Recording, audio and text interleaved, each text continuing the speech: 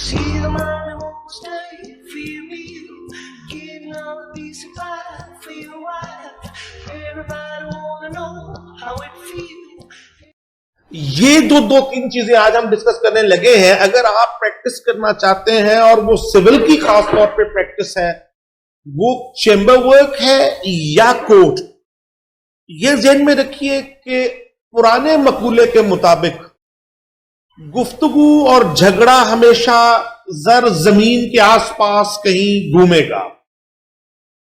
सो अगर आप ये प्रॉपर्टी डॉक्यूमेंट्स के बारे में और इनके अंदर जो मामलात हैं उनको निगाह में नहीं रखे हुए और आप उनके बुनियादी जो मुबादियात यानी जो उनकी बेसिक्स हैं उनसे आगाह नहीं है, उस कानून से वाकिफ नहीं है, उसको लिखने के ढंग से वाकिफ नहीं है, आप यकीन कीजिए ना आप चेंबर वर्क में कामयाब होंगे, ना आप अदालत में एक लम्हे के लिए भी वहां पर स्टैंड कर सकेंगे।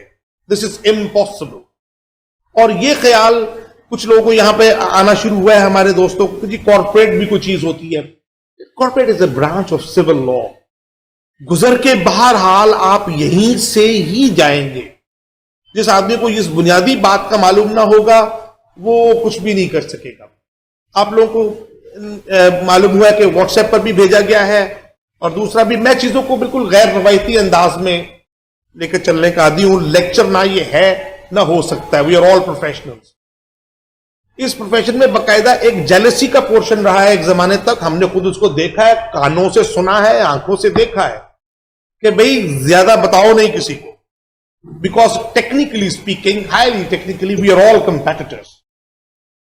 यहां से जब आप निकलेंगे और आपके पास लाइसेंस होगा, मैं बटालवी साहब का शागिर्द रहा हूं, एक जमाने में कॉलेज में पढ़ाते थे, तो उन्होंने कहा this profession will give you a chance to stand against me on the first day. आपको कोई दे दे केस तो आप साथ खड़े हो जाइए। मेरे 20, 30, 50 साल एक तरफ हो गए और आपके भी एक तरफ हो गए। तो यहां ये एक गुमान रहा है कि यार ज्यादा नहीं बताना चाहिए, because there all competitors, there all lawyers. तो हमें क्या जरूरत पड़ी है, अगर शागिर्दी में भी आ गया है तो जरा थोड़ा। तो यहां मैं फिर कहूंगा कि ये जो कंट्रीब्यूशन और जो ये सारा प्लान करके अहमद भाई लाए हैं, this is remarkable. Never heard of that. इतनी देर हो गई, सेकंड थर्ड जनरेशन है, इतनी देर हो गई वकालत में, नहीं सुना कि भाई यार इस तरह का एहतमाम भी किया जाता है और इदारे की तरफ से किया जा रहा है। अगर अब भी कदर नहीं होगी, आप यहां से भी नहीं ले जा सकेंगे, तो आप को अंदाजा होना चाहिए कि कितनी बड़ी चीज को आप मिस कर रहे हैं। मैं बिल्कुल गैर रवायती अंदाज में आपके साथ छोटी छोटी चीजें लेकर चलता हूं। यहां मुझे कुछ रोल बांटने की भी आदत है, उसको प्रैक्टिकली डेमोन्स्ट्रेशन करने की, कि मैं ठीक से बता सकूं कि ये क्या बात हो रही है। थोड़ा सा मुझे जरा जरूर अंदाजा दीजिए कि अगर इमूवेबल प्रॉपर्टी की खरीदो फरोख्त का किस्सा होगा तो कौन सा लॉ अप्लाई होगा। जस्ट हम जरा थोड़ा सा अंदाजा लगा लें कि where do we stand and then we can start straight away from transfer of property. But it's too big.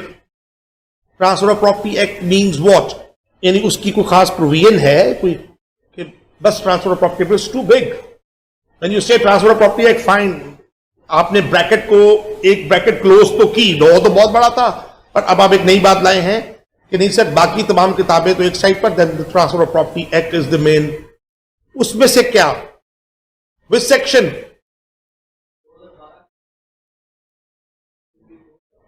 अभी तो ट्रांसफर ऑफ प्रॉपर्टी की बात हो रही थी, 2012 का कहां से आ गया। कॉन्सेंट्रेट कीजिए, कॉन्सेंट्रेट। जब एक बात करें पहले उसके पीछे जाइए।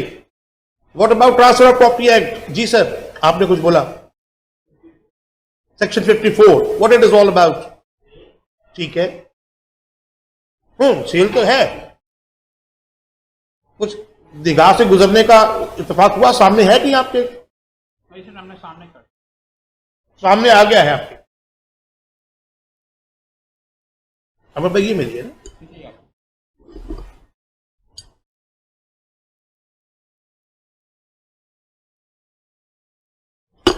अच्छा चलिए, रटी रटाई बात तो आपने कहीं लिखी होगी और पेपर पास किए होंगे।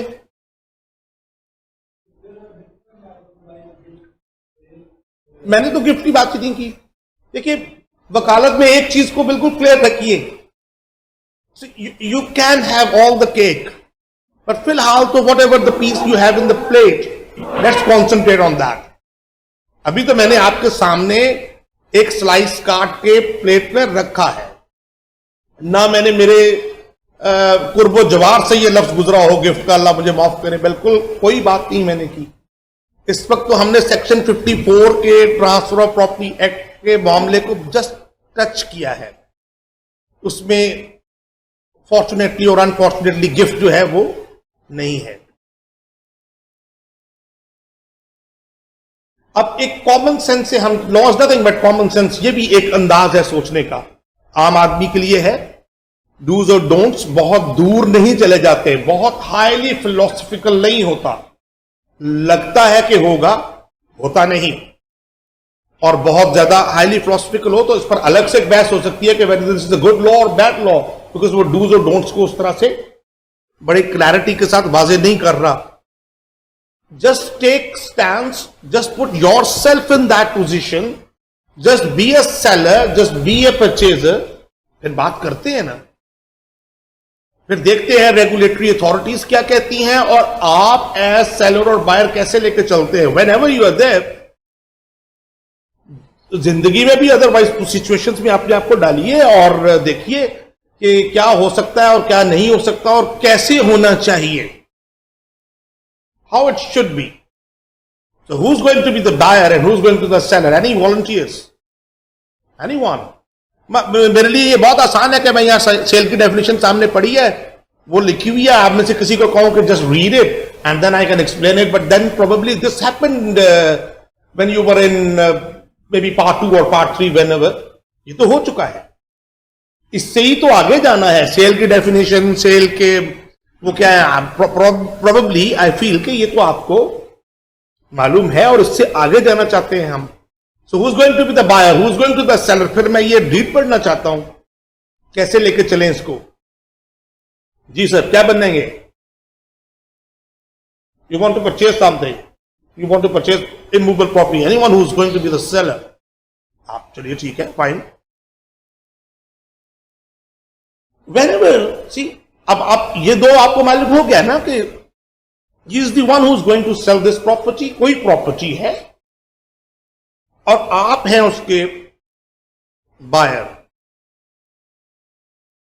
Normally how this starts, normally एक आदमी जब दूसरे से मिलता है और किसी खास गरज से मिलता है तो कैसे गुफ्तगू का आगाज किया जाता है। अब आप जहन में बैठिए, अब आप लॉयर हैं, एक तीसरा आदमी ये बैठा हुआ है, लॉयर, आप बेच रहे हैं, आप खरीद रहे हैं। इस सारी इस ट्राइका को सबको सामने लेकर चले और कॉमन सेंस से देखिए कि ये बहेगा कैसे, फ्लो कैसे बनेगा, और कॉमन सेंस से लॉजिकली इसका फ्लो बनना चाहिए और ये बनेगा। मैं सब चीजें काट के स्ट्रेट अवे आपको एग्रीमेंट टू सेल पे ले जा रहा हूं। आई हैव नो आइडिया कहां पड़ा हुआ है जी। फॉर द टाइम बीइंग पलट के फिर वापस आएंगे। हजूर, एक लम्हे के लिए आप दो पहली दफा मिले हैं तो आपको क्या करना चाहिए? What should you do? How you start a conversation? It is absolutely same in a legal document. How you start a conversation with any person जिससे आज आप मिले हैं और एक खास मकसद के लिए मिले हैं। कॉन्वर्सेशन का स्टार्ट कैसे करेंगे? कम ऑन भाई, जवाब दीजिए। इंट्रोडक्शन होगा, दैट्स फाइन, फेयर। कितनी कॉमन सेंस की बात है। अब मैं एज लॉयर बैठा हुआ हूं और आप दो को देखता हूं तो मैं ऑब्वियसली इस बात को नोट डाउन करता जाऊंगा। जाहिर है मुझे तारुफ करना चाहिए। आपसे मैंने शेक हैंड हुआ आप दोनों का, अस्सलाम वालेकुम, कि मैं जनाब फला हूं, आई एम द वन, मेरा नाम ये है। क्या नाम है भाई आपका? उस्मान मियां ने अपना तारुफ कराया और आप, how could I know that you are Shahzad और Usman, sorry, that's right. Now अब देखिए, अब इस कमरे में कोई ऐसी बात नहीं होगी, इससे पहले भी नहीं होगी, जो लॉ के वेब से बाहर जाए। मैंने लफ्ज़ इस्तेमाल किया web. Law is like a web, ये इस तरह नहीं है। कैसे मालूम हो कि आप उस्मान ही हैं? आपने बड़ी उम्दा बात की कि जी मेरा आप CNIC देखें, कंप्यूटराइज्ड नेशनल, वो जो एक ID कार्ड है, इसको सैंक्टिटी कहां से मिलेगी? ये कहां से आया आपके ये ज़हन में? क्या कौन उस्मान, कहां का उस्मान? उसमें एक बाकायदा नंबर दिया हुआ है। बहुत सारे उस्मान हो सकते हैं, बहुत सारे लोग हैं जिनकी वल्दियत मिल सकती है। There can be a lot of ambiguity. आपके केस में नहीं होगी, बिकॉज जो नंबर आपको अलॉट हुआ है that is unique, that is only allotted to you. Same is the case with him. तो आप यहां जरा सामने देखिएगा, बाय एंड बिटवीन से ऊपर वाला एग्रीमेंट टू सेल को फॉर द टाइम बीइंग छोड़ दीजिए एक लम्हे के लिए। पहले बायर और सेलर अपना तारुफ कराए, they will talk with etch, अपना नाम, अपने वालिद का नाम, और आप दोनों आर्टिफिशियल पर्सनालिटी नहीं है, कॉर्पोरेट पर्सनालिटी नहीं है, आप नेचुरल पर्संस हैं। Anybody who would like to कि भी इन दोनों में फर्क क्या है?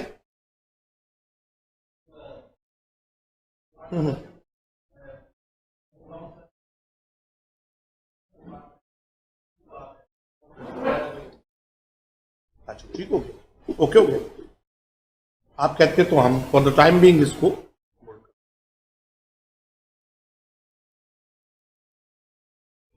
जब आप एक खास तरह की शनाख्त से गुजरे हैं and you have a unique ID number with you, same is the case with him. उनकी भी पहचान बड़ी डेफिनेट है, और यह पहचान खुद साख्ता नहीं है, एक बाकायदा कानूनी अमल के नतीजे में सामने आई। यह बाकायदा पाकिस्तान की शहरियत का ऐलान हुआ है। इसके पीछे लॉज देखिएगा, नादरा का लॉ, पाकिस्तान सिटीजनशिप एक्ट, फलां चीज। ये एक छोटी सी बात जो तारुफ की है, just shaking hands with each other, इसके पीछे कवानीन का पूरा एक सिलसिला मौजूद है। ये CNIC किसी गैर पाकिस्तानी को टेक्निकली जारी नहीं हो सकता। अब आपके पाकिस्तानी बनने का अमल, आपके आबाओ अजदाद से लेकर आप ये सारा किस्सा कहानी, फैमिली नंबर, इस एक छोटे से उसमें आ गया है। अब आप देखिए कि ये सामने लिखा हुआ, यहां जो मेरे सामने फॉर्मेट है, यहां एक प्राइवेट लिमिटेड कंपनी है। आप for the time being this private limited company को भूल जाइए, समझिए कि ये उस्मान मियां का जिक्र हो रहा है। पहले प्रॉपर्टी बेच कौन रहा है, उनका जिक्र पहले आना इसलिए जरूरी है कि राइट्स जो होंगे, rights of immovable property transfer होने हैं, मूव करने हैं, फ्लो करने हैं from this side to this side. तो पहले तारुफ होगा इनका। तो ये आप देखिए, आपके सामने कहीं दिखाई दे रहा होगा, और आपके पास अगर वो व्हाट्सएप वाला सिलसिला है तो उसको भी खोल के आपके सामने रखिए। उसमें आप देखेंगे पूरी बात लिखी हुई है, कौन किसका बेटा कहां रहता है, ID कार्ड नंबर क्या है। और फिर एक असूली बात, गुफ्तगू के आगाज में डिफाइन कर लीजिए ताकि बार बार चीजों को रिपीट ना करना पड़े। उसका एक नाम रख दीजिए, यहां उसका नाम रख दिया गया सेलर। अब तमाम गुफ्तगू में till the end of this document seller का यही मतलब लिया जाएगा। एस कैपिटल क्यों लिखा हुआ है, उसका क्या मतलब होता है? जब कभी कभार छोटा भी इस्तेमाल कर देते हैं डॉक्यूमेंट। हमें तो आता ही है भाई, बता सकता तो नहीं। देखिए ये चीज नोट कर लीजिए, यहाँ पे ऊपर प्रॉपर्टी भी डिफाइन हो रही है कैपिटल P के साथ।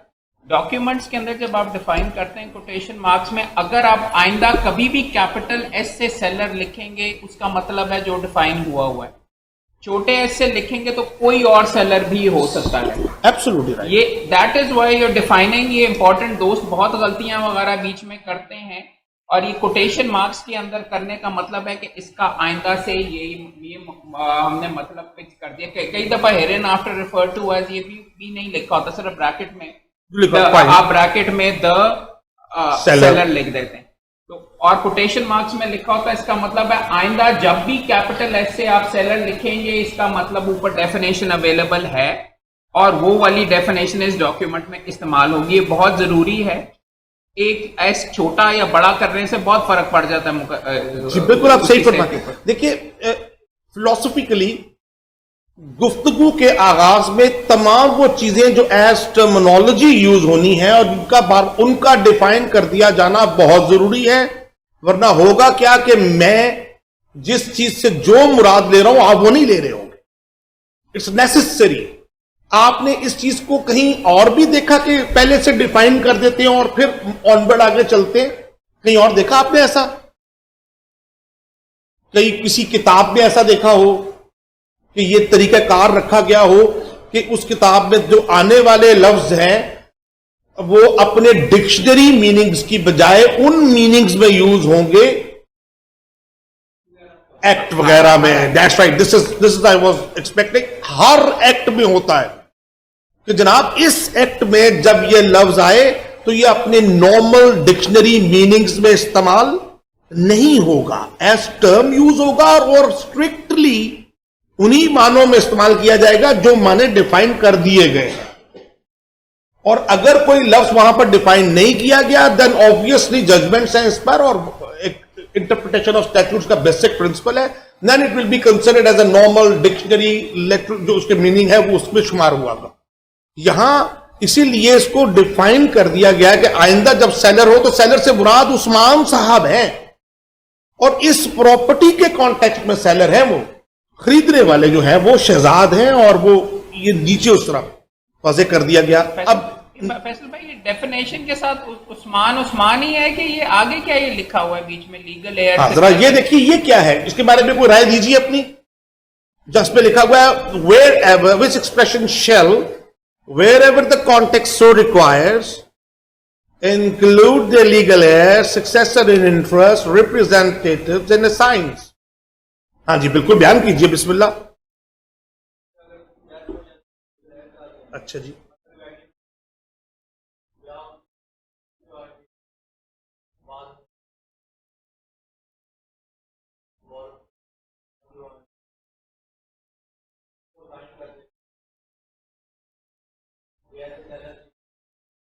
क्यों आ जाएगा? अब जरा बात थोड़ी आगे निकल जाएगी, बट वाई? देखिए कॉन्ट्रैक्ट तो कर रहे हैं उस्मान, कॉन्ट्रैक्ट कर रहे हैं शहजाद, उनके बाद में आने वाले आप प्रेडिसेसर हो गए अगर फर्ज कीजिए, तो सक्सेसर इन इंटरेस्ट जो होगा, जिसका लफ्ज भी यहां इस्तेमाल हुआ है, उस पर बाइंडिंग क्यों होगा?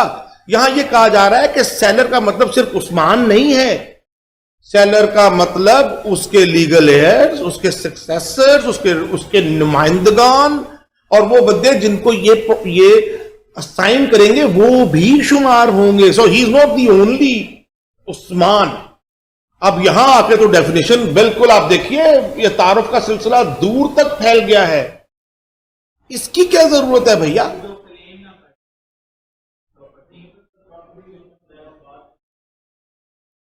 किसके ऊपर क्रिएट हो रहा है? ठीक है,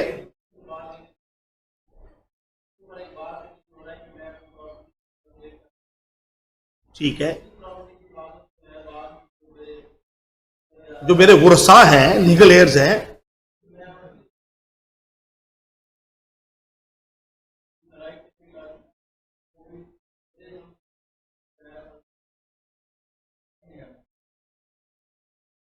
एक जनरल क्वेश्चन है, क्या अपने प्रेडिसेसर के किए हुए काम का सक्सेसर इन इंटरेस्ट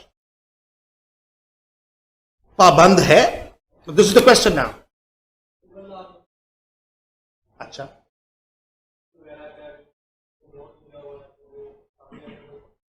अच्छा, आप में शहजाद एक खूबी है, इसको आपने कोशिश करना है कि खामी में बदले। यदि यह है कि आप थोड़ा ड्रिफ्ट कर जाते हैं। अभी हम देखें प्रॉपर्टी की बात कर रहे थे, आपने लोन डाल दिया जल्दी से उसके अंदर। अब लामोहाला मैं भी थोड़ा सा ड्रिफ्ट हो जाऊंगा, गुफ्तगू जो है ना वो प्लस माइनस हो जाएगी। अच्छा, फर्ज कीजिए प्रेडिसेसर एंड इंटरेस्ट ने लोन लिया हुआ था, उनका इंतकाल हो गया, सक्सेसर इन इंटरेस्ट आए, दैट सक्सेसर इन इंटरेस्ट जो है इज ही लायबल टू पे?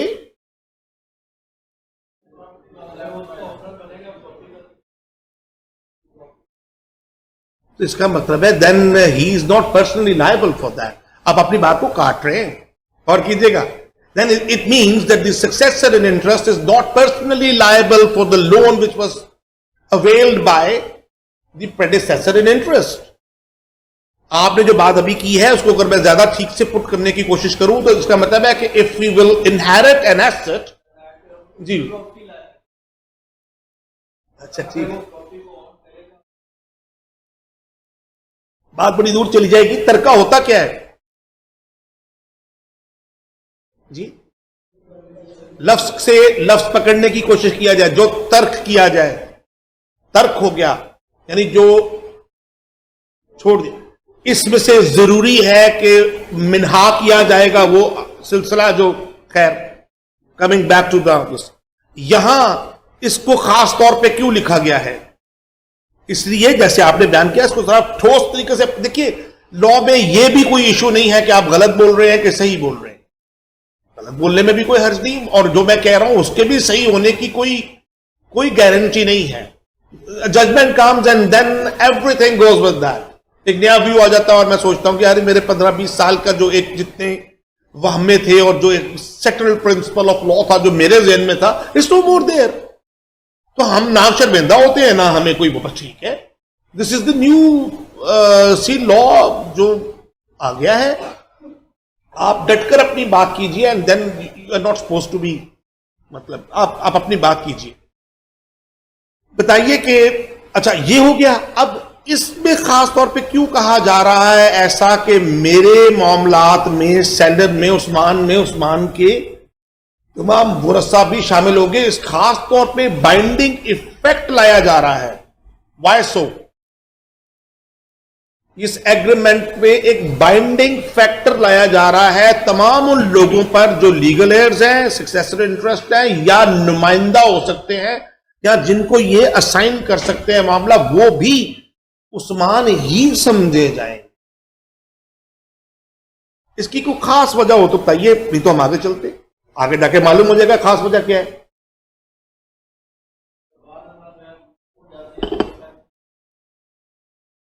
मुनहरिफ तो उस्मान होगा ना, ठीक है, मुनहरिफ हो सकते हैं, इंतकाल भी कर सकता है सेलर।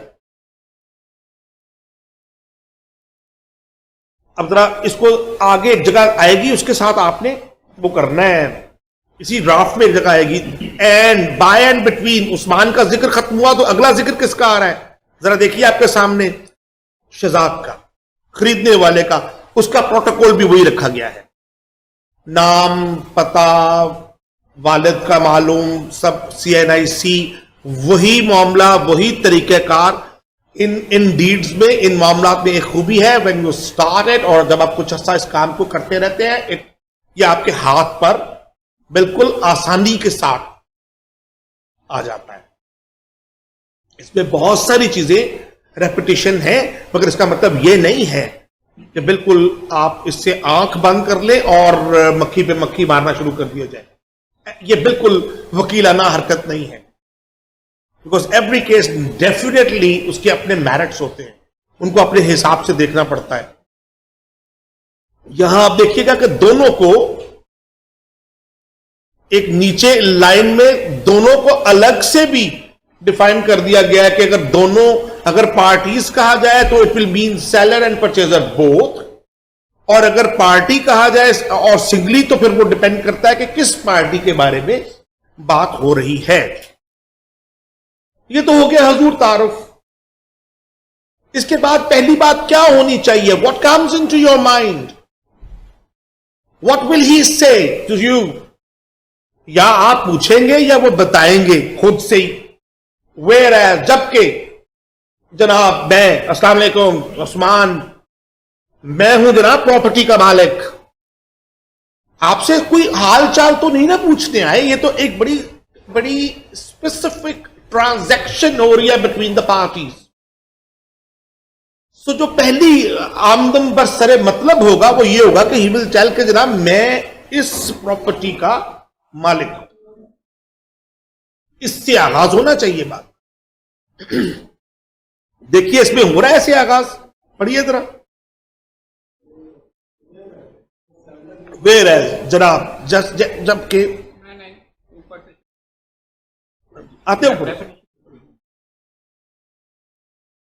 मैं वापस ले जाना चाहता हूं ना वहां पे। वेयर एज क्या लिखा हुआ है जानबूझ के, absolute owner of the property. तो यकलख्त ये बात ज़हन में आनी चाहिए यार, which property we are talking about. ये लफ्ज प्रॉपर्टी यहां पर एलियन दिखाई दे रहा है, अजनबियत पैदा कर रहा है। Unless it is defined somewhere previously, आप इसको नहीं समझ सकते, पलटकर आपको जाना पड़ेगा। ऊपर जाइए, तारुफ से पहले एक गरजो गायत या ऑब्जेक्टिव की एक क्लॉज लिखी हुई है, एग्रीमेंट टू सेल, जो डिफाइन कर रहा है कि नीचे क्या आने वाला है, और उसको जरा पढ़िए तो वहां आपको मालूम होगा कि वहां जो चीज जिसकी बाबत बात होने वाली है, property, the immovable property that has been sufficiently defined, उसको बकायदा वहां पे डिफाइन करके यह कह दिया गया है कि आइंदा लफ्ज द प्रॉपर्टी इन्वर्टेड कॉमास का बड़े पी के साथ जहां भी इस्तेमाल हो, उसका मतलब यह प्रॉपर्टी होगी जो ऊपर डिफाइन की गई है। अब यह ज़हन में रखिए, अच्छा ड्राफ्ट करने वाला कोई लफ्ज आगे इस्तेमाल ऐसा नहीं करेगा जिसको वो पहले से डिफाइन नहीं कर सका। जरूरी नहीं है कि मेरा यह ड्राफ्ट बहुत ही अच्छा हो। हर दफा जब मैं ड्राफ्ट करता हूं तो अपनी बेशुमार गलतियां निकालता हूं। मुमकिन है आज जब आपसे बात कर रहा हूं तो ज़हन में यह ख्याल है कि यार ये दोस्तों को तो दे दिया है, बट यार इसमें कभी थी, या फिलहाल मैंने आपको किया कि जजमेंट नहीं आई तो मालूम हुआ कि नहीं भाई कुछ मामला जो है वो इस तरह से नहीं पसंद किए जा रहे हैं, या लॉ तब्दील हो गया। ये सब बातें वो हैं जिनके जरिए से हम चीजों को सीखते हैं। तो जैसे ही लफ्ज प्रॉपर्टी आया, पलट के या वहां डिफाइन कीजिए कि where as the seller is the owner of the property described herein और डिस्क्राइब इन द स्केड्यूल। बहुत तरीके हैं बात करने के कि आखिर में उसकी पूरी तफसील लिख रखी है, या बताइए कि ऊपर जो लिख रखी है तफसील उसको मैं इसके साथ मिला रहा हूं। यह भी ज़हन में रखिए, लिखने का कोई एक तरीका मुतय्यन नहीं है, लेकिन मैंने अर्ज किया जो तरीकाकार अक्ल को दिखाई दे रहा है वही सबसे बेहतर लग रहा है कि मुझे बात करने से पहले शेकिंग हैंड्स हुए, मैंने तारुफ कराया और फिर मैंने बात आमदम बरसरे मतलब की तरफ लाया कि जनाब मैं मालिक हूं इस प्रॉपर्टी का। वो जो प्रॉपर्टी ऊपर मैंने लिख रखी है और वो मैंने कहां से हासिल की है वो भी मैंने लिख दिया। अब बड़ा अहम सवाल है, एक क्लेम आ गया है इनकी तरफ से, this is the most important thing, anybody can come up and say that I am the owner of ABC property. आखिर वो प्रॉपर्टी किसी डॉक्यूमेंट की वसातत से इन तक पहुंची है, ये मैं किस बुनियाद पे कह रहा हूं? Why he is not claiming that this building is owned by him? The moment he will say, the next question which you will naturally ask from him, that will be, where are, how come? किस तरह से आप मालिक हैं? अपनी मलकियत को सामने लाइए। तो इसी तरह आप देखिए यहां 4th लाइन में आपको लिखा नजर आएगा, पहली 4थी लाइन में पहले पैरा की having acquired vide the document detail therein, वो जो मैंने वहां पर अनेक्स्चर में जो साथ लिखा है उसके अंदर मैंने इसका टाइटल डॉक्यूमेंट लगा रखा है। Very frankly, what is title document?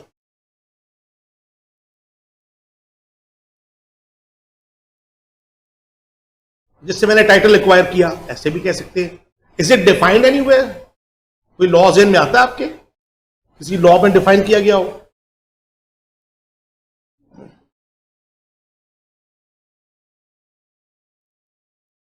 Sir ताजा पढ़ के आए हैं, अभी तो बहुत देर नहीं हुई, अभी तो बहुत सफर आगे नहीं गया, अभी तो रास्ते घर के याद होने चाहिए, अभी बहुत दूर नहीं गया, अभी तो रट्टे लगाए, अभी तो पेपर पास किए, कर रहे हैं।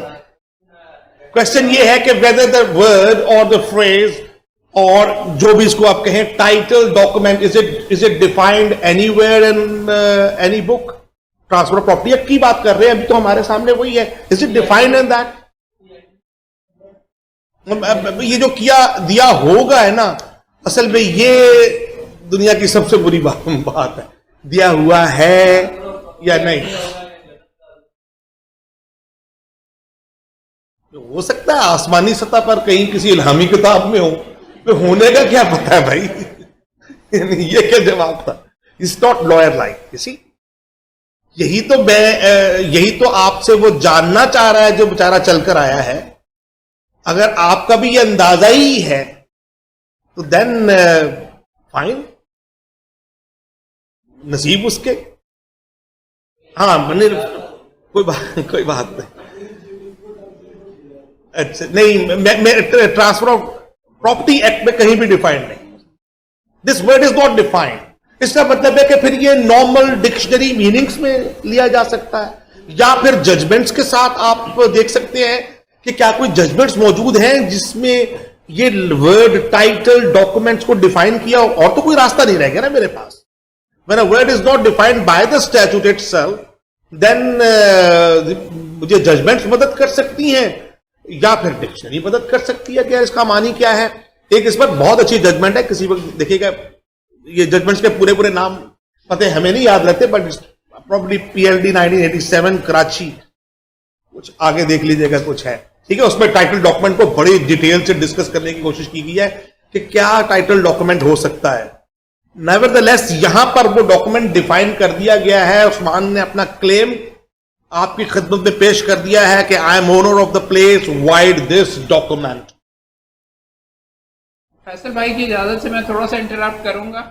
ये फॉर्म, ये जो सामने आपके सामने मुआहदा लिखा हुआ है, इसके लिए बहुत लाजमी है कि आप यहाँ पे प्रॉपर्टी की डिटेल्स लिखें। मैंने एक अग्रीमेंट टू सेल अब के ऊपर अभी हाई कोर्ट में मुकदमा हारा है, जिसके अंदर सब कुछ ये बिल्कुल जीनियस किया हुआ था, लेकिन प्रॉपर्टी का खसरा नंबर कोई चीज ही नहीं लिखी हुई थी, ब्लैंक जगह थी, वहां पे भरा नहीं हुआ था। नीचे से भी हारे, एपलेट कोर्ट में भी हारे और हाई कोर्ट में मैं पेश हुआ। आपका अगर आप प्रॉपर्ली नहीं भरेंगे, फुली डिस्क्राइब नहीं करेंगे, दर्जनों जजमेंट्स मौजूद हैं कि प्रॉपर्टी अगर एसरटेन नहीं हो सकती तो आप फारिग हैं। अब ये मेरा और मेरे भाई से थोड़ा सा इख्तलाफ इसके अंदर ये होगा कि मैं तो उमूमन इंसिस्ट करता हूं कि मेन अग्रीमेंट के अंदर ही आप प्रॉपर्टी की डिटेल्स लिख दें, क्योंकि कई दफा एनेक्चर या मिस हो जाता है, या एनेक्चर वो उतार लेते हैं, या एनेक्चर वो बदल लेते हैं, या वो एनेक्चर पे कि जी हमने तो ये कोई और कागज था। प्रॉपर्टी की डेफिनेशन इतनी फंडामेंटल है कि आप ये, फैसल भाई चूंकि बहुत ज्यादा केसेस करते हैं, डॉक्यूमेंटेशन करते हैं, तो स्टैंडर्ड अग्रीमेंट यही चलता है। बेशुमार चेंबर्स में आपको नजर आता है कि वहां पे सिर्फ एनेक्चर बदल दिया जाता है और इसके अंदर यहाँ पे ये जो लवाजमात हैं भर दिए जाते हैं। I would actually even recommend कि आप अपने मेन बॉडी के टेक्स्ट के अंदर डिफाइन करें और वहां पे करें। एनेक्सेस में प्रैक्टिकली मुझे हमेशा 1-1.5-2 मुकदमे ऐसे मिले कि प्रॉपर्टी अगर आपने नहीं किया तो मुकदमे से फारिग। ये बिल्कुल ऐसे ही है। देखिए ये तो बेसिक कॉन्ट्रैक्ट एक्ट का इश्यू है ना, what we have agreed upon, what is the subject matter of the document. अगर सब्जेक्ट मैटर ही नहीं है and what we have agreed upon, हम खरीद क्या रहे हैं और बेच क्या रहे हैं, तो वो तो वाइड एबिनिशन हो गया ना। यानी ये वो बात है जिसके डांडे जा मिलेंगे कॉन्ट्रैक्ट एक्ट की बुनियादी उससे जरूरियात से। कॉन्ट्रैक्ट एक्ट की ही फर्दर आगे हम ट्रांसफर ऑफ प्रॉपर्टी एक्ट में कार फरमाई देख रहे हैं ना। अगर वो सब्जेक्ट मैटर वाजे नहीं है तो फिर कुछ भी नहीं हो सकता। अब लेकिन पिछले 3-4 साल से लॉ थोड़ा तब्दील ये हुआ कि agreement to sale which was not considered as a document which is compulsorily registrable, now the law is no more this and they have changed it. अब agreement to sell has become an agreement, surprisingly, which is compulsorily registrable document under section 17 of the registration, और 49 का effect जो है registration act का वो भी आ गया। अब इसका मतलब यह है कि इसमें जो ये गुंजाइश थी, जो जिसकी तरफ अहमद भाई ने इशारा किया कि यार वो एक आखिरी पेज होता है, इसको थोड़ा सा हटा दें तो मैटर वो हो जाता है।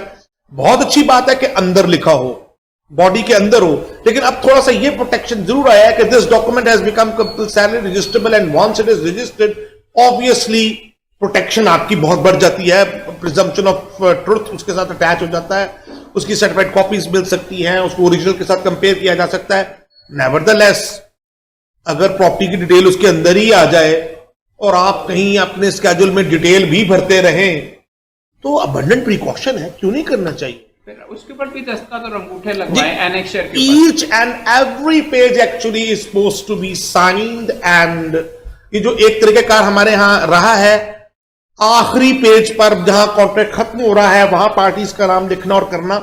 अभी उसकी तरफ भी आते हैं कि जब इसकी रजिस्ट्रेशन के लिए जाएगा तो उसके तकाजे क्या है, क्योंकि मैंने अर्ज किया ना कि अब नाउ ये पहले नहीं था, इस पर प्रॉपरली एक अमेंडमेंट जो है वो आई और उसके बाद उसको कहा गया कि ये कंपल्सरली रजिस्टरेबल डॉक्यूमेंट है। अगर नहीं होता तो उसका क्या है सर? देखिए अगर आजकल तो 99% अभी भी ये दावे यही चल रहे हैं कि अग्रीमेंट टू सेल रजिस्टर्ड नहीं है। हाँ जी, नहीं उठा के लेके आ रहे हैं और वो कह रहे हैं कि जी स्पेसिफिक परफॉर्मेंस का उसके ऊपर ही दावा चल रहा है। ये क्वेश्चन वो है जो आई शुड एटलीस्ट एक दफा आप तक जरूर पहुंचाऊं। If there is a document which is compulsory registrable and it is not registered तो उसका क्या इफेक्ट होगा? यार ये वो सवाल है जो रजिस्ट्रेशन एक्ट में पढ़ पढ़ के और रटा लगा लगा के, तो इसको तो कम से कम डिनाई ना कीजिए, आंसर दीजिए। इफ बेसिक क्वेश्चन है रजिस्ट्रेशन एक्ट में, पूरे में क्वेश्चन ही एक है, if a document is compulsorily registrable. मैं ये भी कह देता हूं अंडर सेक्शन 17, चलिए आसानी के लिए, what will be the effect of that if it is not registered? होगा क्या? बिल्कुल आपने बिल्कुल सही कहा। कोई अंदाजा है कि ये बात आप कहां से कर रहे हैं? बिकॉज जहां जो भी बात होनी है होनी तो कानून के अंदर ही है। अब बुक के अंदर से ही बात होनी है। वॉइड भी हो गया, ये भी मान लिया, हालांकि हुआ नहीं, लेकिन आप लॉ तो बताइए, ये जो बात आप कह रहे हैं ये कहां से कह रहे हैं? ये आपका अंदाजा है या किसी कानून को रेफर कर रहे हैं आप? देखिए मैंने ये गलती जरूर की कहने की कि law is nothing but common sense. It is, but then statutory law ने भी तो चलना है ना, उसकी कोई यही तो वकालत भी शुरू हो रही है कि आप बताएंगे कि जनाब फलां एक्ट फलां सेक्शन उसको इस तरह से लेके चलता है, बताइए सर। या शिदात भैया बड़े मजेदार आदमी है तो सही। It's 49 actually. 49 कहता है कि if a document is compulsorily registrable और वो रजिस्टर नहीं होता, नो राइट टाइटल जो है वो ना क्रिएट होगा, ना वेस्ट करेगा, ना ये होगा ना वो होगा। तो इसका मतलब है तो बड़ी खतरनाक सिचुएशन हो गई। अब आपके सामने खोल भी दिया उन्होंने 49 effects of non registration. 17 and 49 हमेशा साथ साथ पढ़े जाएंगे, दोनों के दरमियान फासला है मगर कुछ ऐसा खास नहीं। देखने में लगता है कि 17 एंड देन देयर इज 49। बुनियादी बात यही है कि if it is liable to be registered, it is compulsorily registrable document and it is not registered, then आपने पढ़ लिया, सामने लिखा हुआ है इट विल नॉट, एक और अगर दे दे तो मैं गुजार हूं, it will not operate to create, declare, assign, limit. तो फिर तो इसका मतलब है ये इसका सब लिखने का मकसद ही फौत हो गया। ये अलग सवाल है, किसी और वक्त इसको देखेंगे कि अगर डॉक्यूमेंट फिर 49 के इफेक्ट में क्या, जैसे अहमद भाई ने कहा कि सूट तो बहरहाल फाइल हो रहे हैं और सूट चल भी रहे हैं, किस बुनियाद पर चल रहे हैं, क्यों चल रहे हैं, क्या इफेक्ट होता है, कैसे unregistered document still can be used in litigation, ये जरा एक और लंबा किस्सा है, किया जा सकता है। हर चीज का इलाज और हल भी मौजूद है, मगर फिलहाल 17 और 49। अब जनाब जब प्रॉपर्टी आपने डिफाइन करनी है तो ये सबसे मुश्किल मरहला है। मैंने जैसे अर्ज किया, इसको देख के ये ख्याल आ सकता है कि यार register template, anybody can write it. कि मैं टेम्पलेट लाया हूं, उसमें उस्मान का नाम डालिए, उसमें शिदात का नाम डालिए, प्रॉपर्टी डिस्क्रिप्शन डालिए एंड दैट्स इट। मगर ऐसा है नहीं, लगता जरूर है। इट अपेयर्स लाइक दैट कि यार ये क्या मसला है, ये तो कोई भी बना देगा, ये तो शायद प्रॉबेबली क्वाज़ाई या पैरा लीगल काम है, ये तो क्लर्क भी बना देगा। ऐसा बिल्कुल नहीं। प्रॉपर्टी डिस्क्रिप्शन कैसे लिखेंगे जनाब? थोड़ी देर पहले आपने अपनी डिस्क्रिप्शन लिखी थी और उसको आपने नैरो डाउन किया था। कौन उस्मान? जनाब मोहम्मद उस्मान। भाई मोहम्मद उस्मान कौन? जनाब वल्द फलां। और भाई रहते कहां हो? Sir resident of this. और मैं फिर भी मुतमिन नहीं हो रहा, मैं कहता हूं यार फिर भी बहुत हो सकते हैं ऐसे। देन एक आखिरी बात उन्होंने की, sir bearing CNIC this one, that's it, it's me. भाई आपके ड्राफ्ट में एक गलती मैंने पकड़ी है। भैया बिल्कुल होगी, मेरी जिंदगी में भी बहुत है ड्राफ्ट में। आपने वो लफ्ज यहाँ पे इस्तेमाल किया वो annexure. Yes, and there is no annexure. No आपने आगे जाके एक लफ्ज स्केड्यूल किया, स्केड्यूल कर दिया, बिल्कुल एनेक्सर ही होना चाहिए था। इट वाज सपोज्ड टू में बाद में ऐड किया गया है, ये है वगैरह, तो यहाँ पे फेयर एनफ, फिर एनेक्सर कर देते हैं। वो मेरी कोताहियों से माफी। नहीं आप और ये मैं आपको अर्ज करूं, यही है वकालत, इसमें से देखा जाए कि कैसे। अच्छा खैर वापस, अब जब प्रॉपर्टी को आप डिस्क्राइब करने लगे हैं, 3 ही तो चीजें हैं, खरीद कौन रहा है, बेच कौन रहा है, और क्या खरीदा बेचा जा रहा है भाई। Subject matter of the contract कैसे डिफाइन करेंगे? दीजिए, आप डिफाइन कीजिए, कोई प्रॉपर्टी बयान कीजिए। अच्छा जी, कोई है आपके जेहन में ऐसी मिसाल?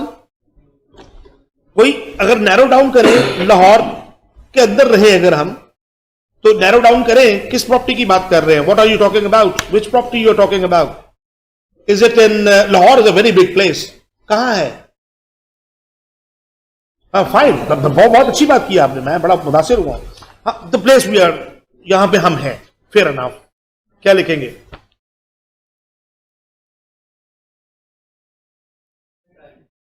नहीं, शी इज राइट। देखिए उसका एक नाम है, इट्स 9 फेन रोड। आगे ये 9 फेन रोड कहां से आ रहा है भाई? मैंने अर्ज किया, यहां जो बात कहेंगे ना, मेरा क्वेश्चन होगा इसका सोर्स क्या है, from where you have reduced it, यह आया कहां से है भाई? Why not 10, why not 11? आपने बड़ा डिटर्मिन्ड होकर कहा 9 फेन रोड, फाइन। कहां से? रेवेन्यू रिकॉर्ड क्या होता है?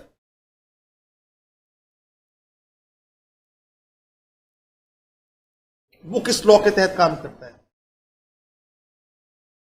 जल्दी करता रहे। लैंड रेवेन्यू एक्ट, पूरा नाम क्या है? Punjab land revenue act. It applies where? हाँ, क्या वो शहरों में लगता है? उसका पहला चैप्टर, पहला लाइन पढ़ना शुरू करें। Does it apply on towns और ये? नो। तो देन इसका मतलब है it's not the revenue department, revenue is out. आगे चलें। यार ये होगा नहीं तो मुझे मुझे चेड़ा इससे बहुत ज्यादा। एक इससे भी, और नॉर्मली जो हम कहते हैं, मैं भी कहता हूं जी मेरी ओपिनियन में, यार मेरी कोई ओपिनियन नहीं होती यार। If there is a judgment behind it, there is a statute behind it, there तो बात करें। नहीं है तो मेरी ओपिनियन कौन सी ओपिनियन है?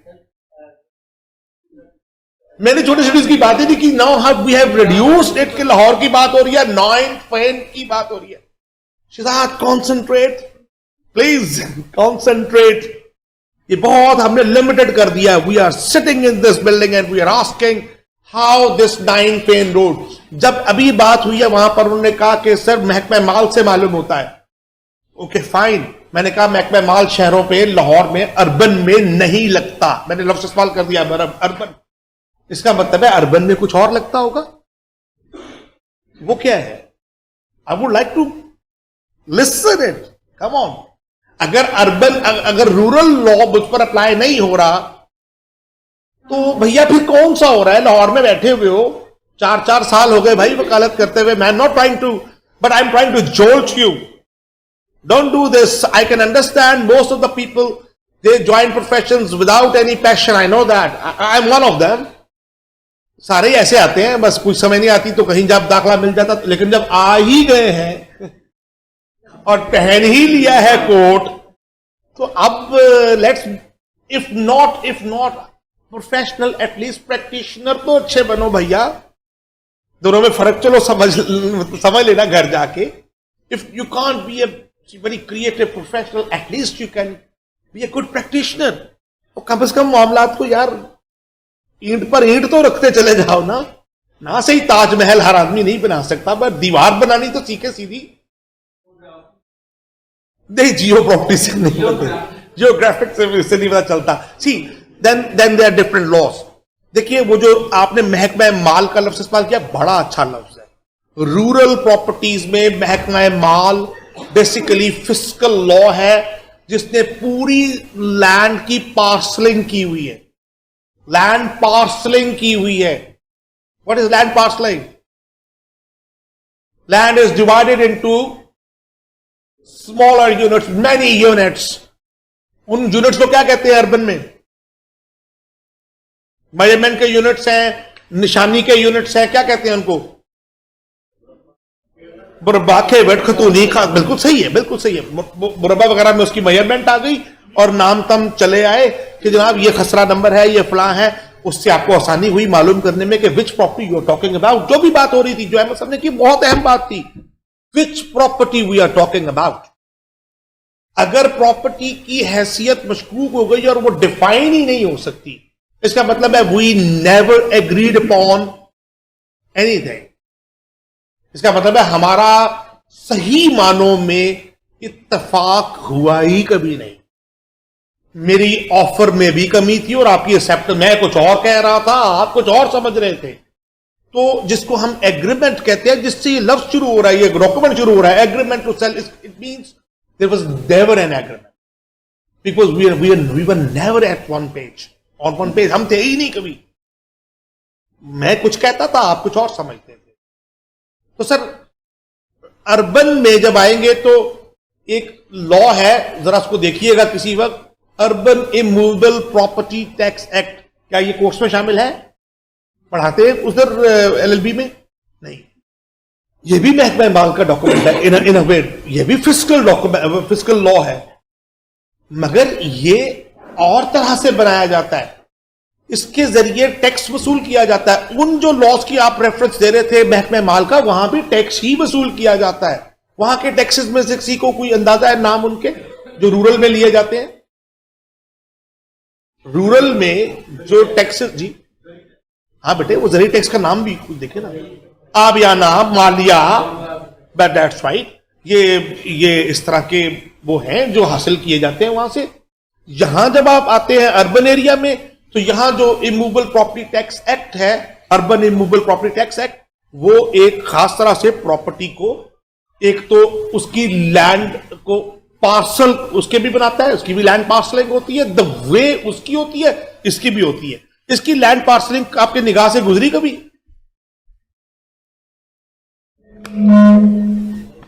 एनीवन हु हैज डिपॉजिटेड, कभी भी अपने घर पे रहता हो और उसका टैक्स का डॉक्यूमेंट देखा हो?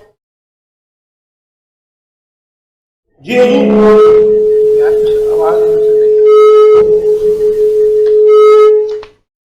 मुझे ये अंदाजा होता ना अगर कि आपकी आवाज में बढ़ती जा रही है, इसलिए बीच में हाँ, मैं तो बल्कि खड़े मुझे ये अंदाजा होता कि प्रॉपर्टी डॉक्यूमेंट्स की जरूरत पड़ने वाली है, तो मैं प्रॉपर्टी डॉक्यूमेंट्स और ये टैक्स के डॉक्यूमेंट्स लेकर आता और आपके सामने रखता कि ये प्रॉपर्टी टैक्स का PT1 है, इसको जरा गौर से देखिए।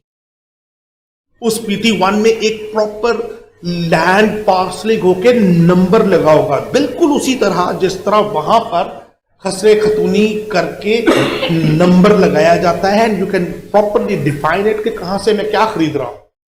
यहां पर भी एक प्रॉपर नंबर लगाया जाता है जो इंग्लिश में होता है, उर्दू में नहीं होता।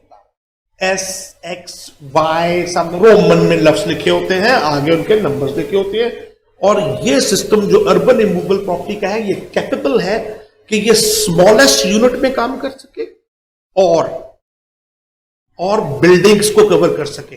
जो रूरल का लॉ है वो बिल्डिंग्स को कवर नहीं करता, वो ज़रूरी जमीनों के लिए है बेसिकली, उसको कवर नहीं करता, कर भी नहीं सकता, उस लॉ में इतनी गुंजाइश नहीं। तो जैसे ही एक सिलसिला अर्बन की तरफ बनता है, टाउन पूरा बन जाता है, उस पर urban immovable property tax act लगेगा और उनका अपना लैंड पार्सलिंग होगी।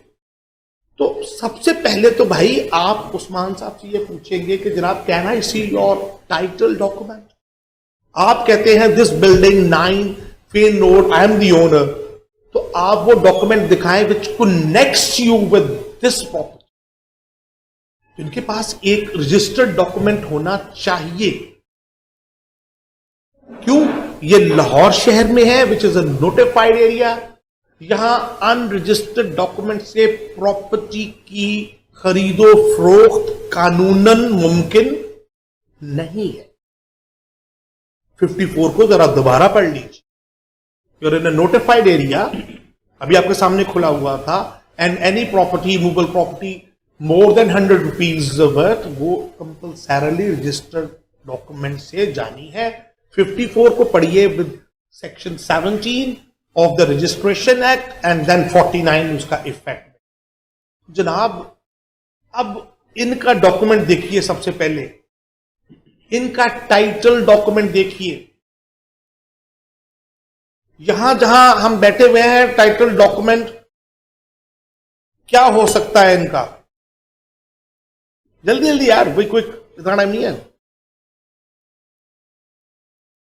वो। अच्छा ठीक है, फाइन। उर्दू में क्या कहते हैं? बैनामा।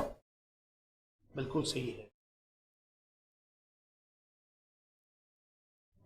और इस बैनामा को ऊपर लिखा भी गया है कि मैंने वाइड दैट डॉक्यूमेंट, इसको खरीदा है।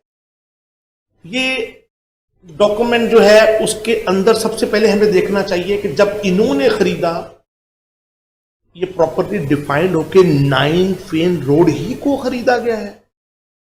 बेचने वाला कौन था?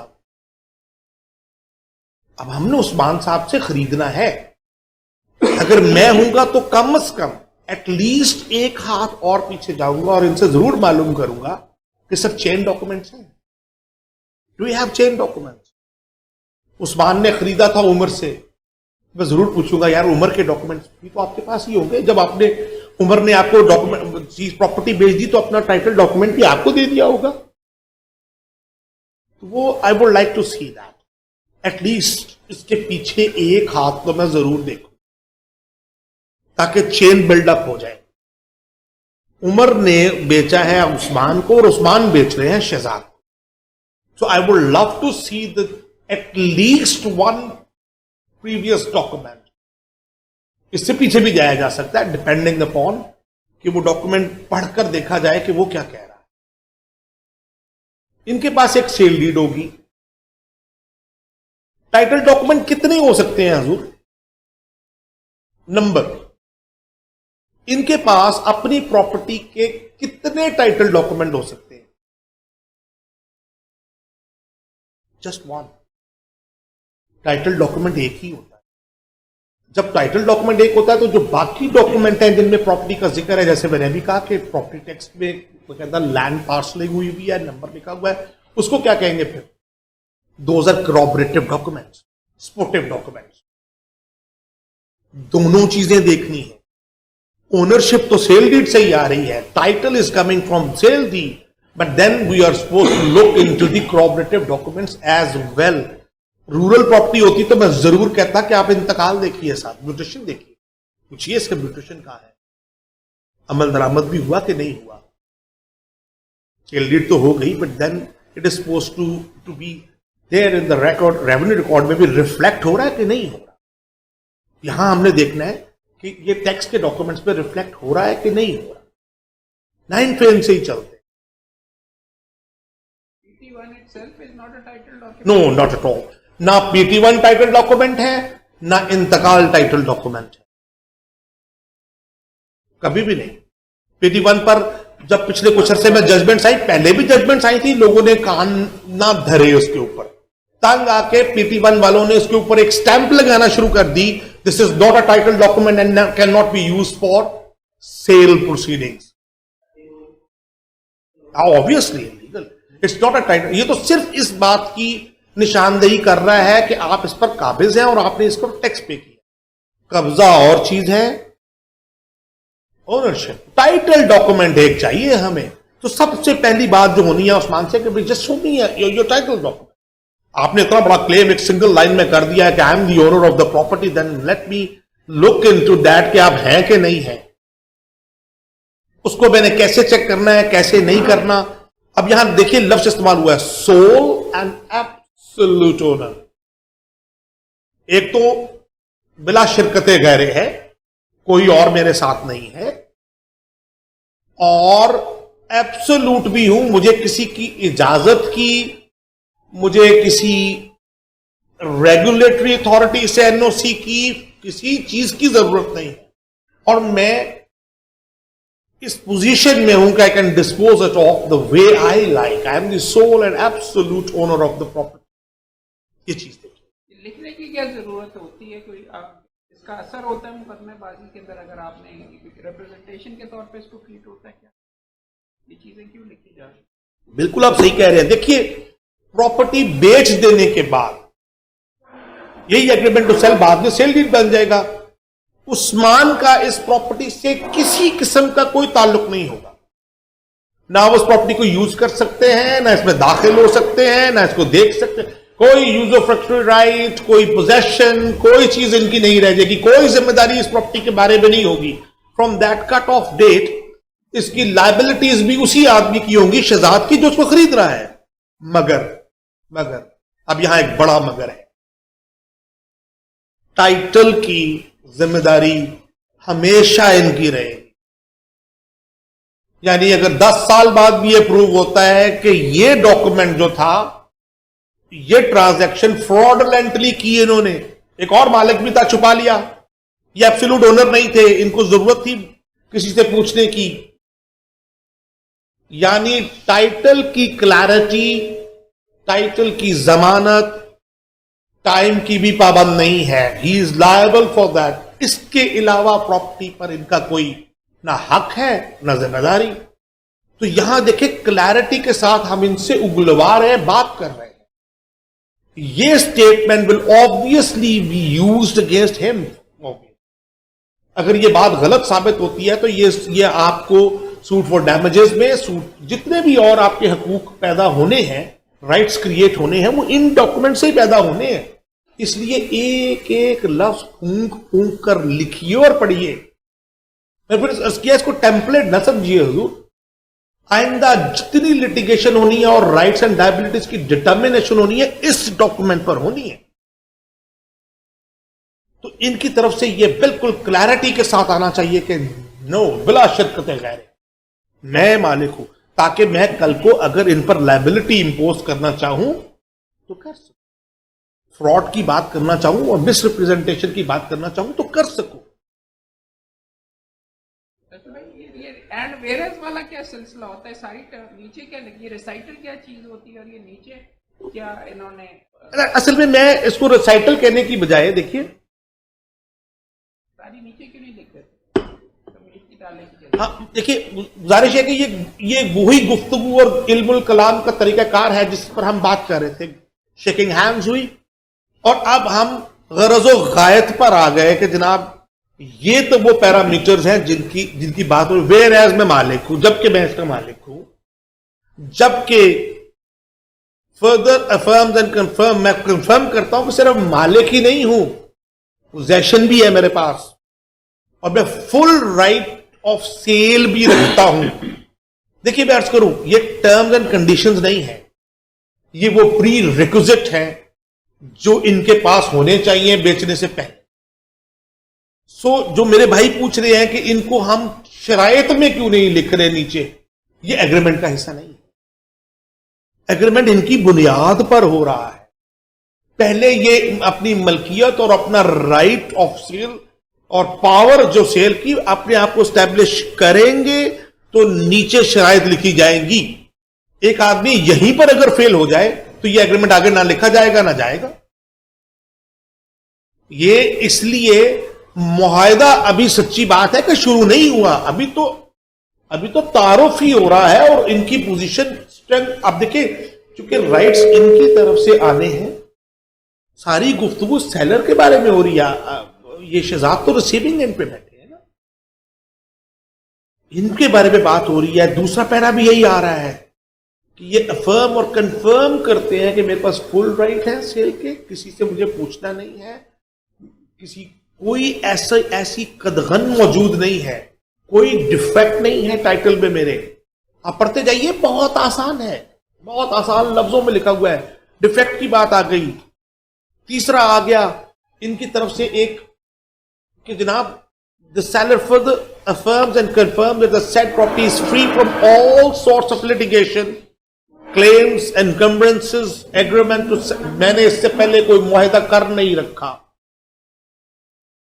मैंने इस पर कोई लिटिगेशन नहीं चल रही, किसी किस्म का एनकम्बरेंस नहीं है, टैक्सेस भी पेड हैं, किसी किस्म की कोई उसकी लायबिलिटी नहीं है, ये सब चीजें क्लियर है और मैं आपको प्रॉपर्टी इन तमाम नकायस से पाक आपको ऑफर कर रहा हूं। ये नहीं लिखेंगे तो बायर बिवेयर का प्रिंसिपल लगता है, फिर आपके खाते में नहीं तो पड़ जाएंगे ये सारी। यस, इन अ वे जो कैवेट एम्प्टर का असूल है कि खरीदने वाला वो अपनी जगह मौजूद है, लेकिन अच्छा ड्राफ्ट करने वाला इनके मुंह से हर वो बात लिखवाएगा जो कल को इनके खिलाफ इस्तेमाल की जा सके, अगर इनकी बात दुरुस्त नहीं है, मिसरिप्रेजेंटेशन में आती है, और इनको अगर ये बातें दुरुस्त हैं तो लिख देने में कोई प्रॉब्लम नहीं। He should be executing this document with free mind, इनको कोई प्रॉब्लम नहीं होना चाहिए। एक second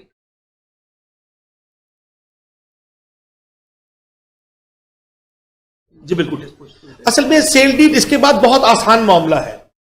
sale deed is just इसी का एक अगला डॉक्यूमेंट है ना। अच्छा, मैं आपको अर्ज करूं, अब ये बातें अगर आप इनके, वैसे तो ये हम कह सकते हैं कि यार ये तो गिवन है, ये बातें तो ऑब्वियसली अगर कोई बेच रहा है तो ये बातें तो उसमें होंगी, जाहिर है ये मुझे लिटिगेशन के साथ तो नहीं बेचेगा, ये तो इनकम्बरेंस के साथ तो नहीं होगा, ये बातें गिवन नहीं है। और अगर हैं भी तो ये दो हरफी तहरीर की बजाय अगर एक प्रोफेशनल बना रहा है, he is supposed to lock it from all sides. इनको मैं कोई मौका कल को नहीं देना चाहता जहां से ये राह फरार इख्तियार कर जाए। तो जनाब आपने ना पूछा ना मैंने बताया, I remain silence, you never asked. नहीं जनाब, आप बात करें और बिल्कुल डट के बात करें। देखिए उसमें सारा free from litigation, claims, encumbrances, agreement to sell, किसी किस्म का बार, जिसको उर्दू हम कहते हैं बिला बार है। उसके बाद देखिए एंड वेयर एज, अब बात आई सेलर की। जनाब इनको बिल्कुल एब्सोल्यूट हालत में पेश किया गया कि इनके टाइटल पे किसी किस्म का क्लॉग, कोई दाग, कुछ नहीं। उसके बाद आया, अब आखिरी वेयर एज आ रहा है कि जनाब ये शहजाद आए हैं, इन्होंने प्रॉपर्टी को देखा है and has shown interest in the purchase of property. इन्होंने ये सारी बात कंसिडर की है कि हां भाई ये मालिक हैं, इन्होंने प्रॉपर्टी देखी है, इनको ये प्रॉपर्टी पसंद आ रही है, इन्होंने इसके लिए इन्होंने इसको पसंद किया है और ये खरीदना चाहते हैं, अपनी इंटरेस्ट जाहिर किया है और एक प्राइस कोट की, इस प्राइस पर ये इस प्रॉपर्टी को खरीदना चाहते। यहां से actually agreement, terms and condition. अब तीन बातें तय हो चुकी हैं इस वक्त तक, परचेजर कौन है, सेलर कौन है, और subject matter of the document, property कौन सी वाली है, और वो बिल्कुल क्लीन है। अब agreement, now therefore the parties here mutually agree as for, अब एग्रीमेंट बुनियादी तौर पर शुरू हो कि जनाब ये जो नीचे टर्म्स एंड कंडीशंस लिखी हैं इनके मुताबिक। भाई तमहीद के अंदर ये यहाँ पे प्राइस और ना भी दी जाती तो बुना सकता दोनों, आप because this is unusual for me, आपने तमहीद में लिखा हुआ, नीचे भी दोहराया, जी दोहराया हुआ है। यहाँ पे ऊपर मैं समझता हूं कि ये सिर्फ इसलिए लिखा गया है कि इस केस में सब्जेक्ट टू फाइनल कैलकुलेशन वाली बात थी, जो वैसे नीचे भी रिपीट हुई, इसकी रिपीट होने की कोई जरूरत नहीं थी। अमूमन नीचे ही टर्म्स एंड कंडीशंस लिखी जाती है, ऊपर सिर्फ इतना लिखा जाता है कि परचेजर जो है उसने अपनी इंटरेस्ट शो की है एंड नाउ द एग्रीमेंट। अब इस पर बात, अब प्योरली टर्म्स एंड कंडीशन। देखिए ऊपर फिर आपकी कुछ उस्तादियां, तेजियां वो थी, नीचे काम ज्यादा निस्बतन आसान होता चला जाएगा, बिकॉज जो उसकी जो फिजिकल साइड है और जो उसकी वो दीगर मामलात है वो पार्टीज ने तय करने हैं। मुझे एज लॉयर इतना मुश्किल नहीं लग रहा, वो मैंने ऊपर एस्टैब्लिश कर लिया है कि प्रॉपर्टी है कौन, बेच कौन रहा है, खरीद कौन रहा है। अब आगे देखिए, एक बुनियादी एग्रीमेंट का असूल है, क्या चीज एग्रीमेंट में ना हो कॉन्ट्रैक्ट में तो वो वॉइड हो जाता है।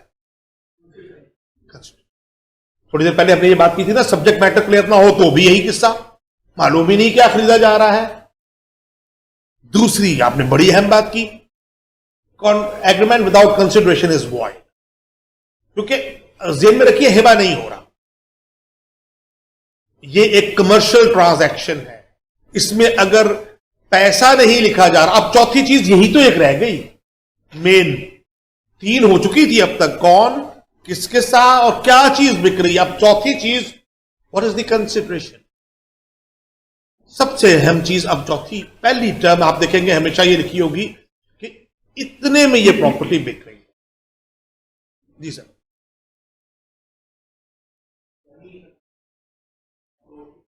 जी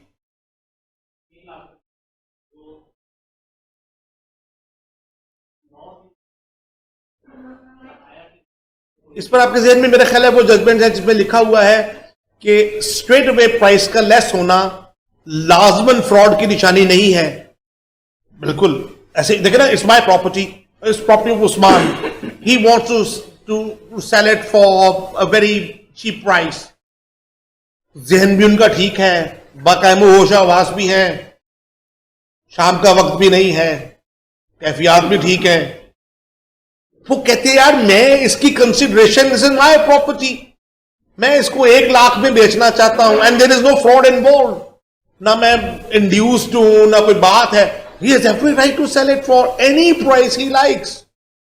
टैक्सेशन के कॉन्टेक्स्ट में हो सकता है कि इनको डस पड़े और उनको ज्यादा देना पड़े, मगर वो हमारा टॉपिक नहीं है इसमें। हाँ वो उनकी प्रॉपर्टी है भैया, लाख में बेच दे, होगी भले 10 करोड़ की होगी।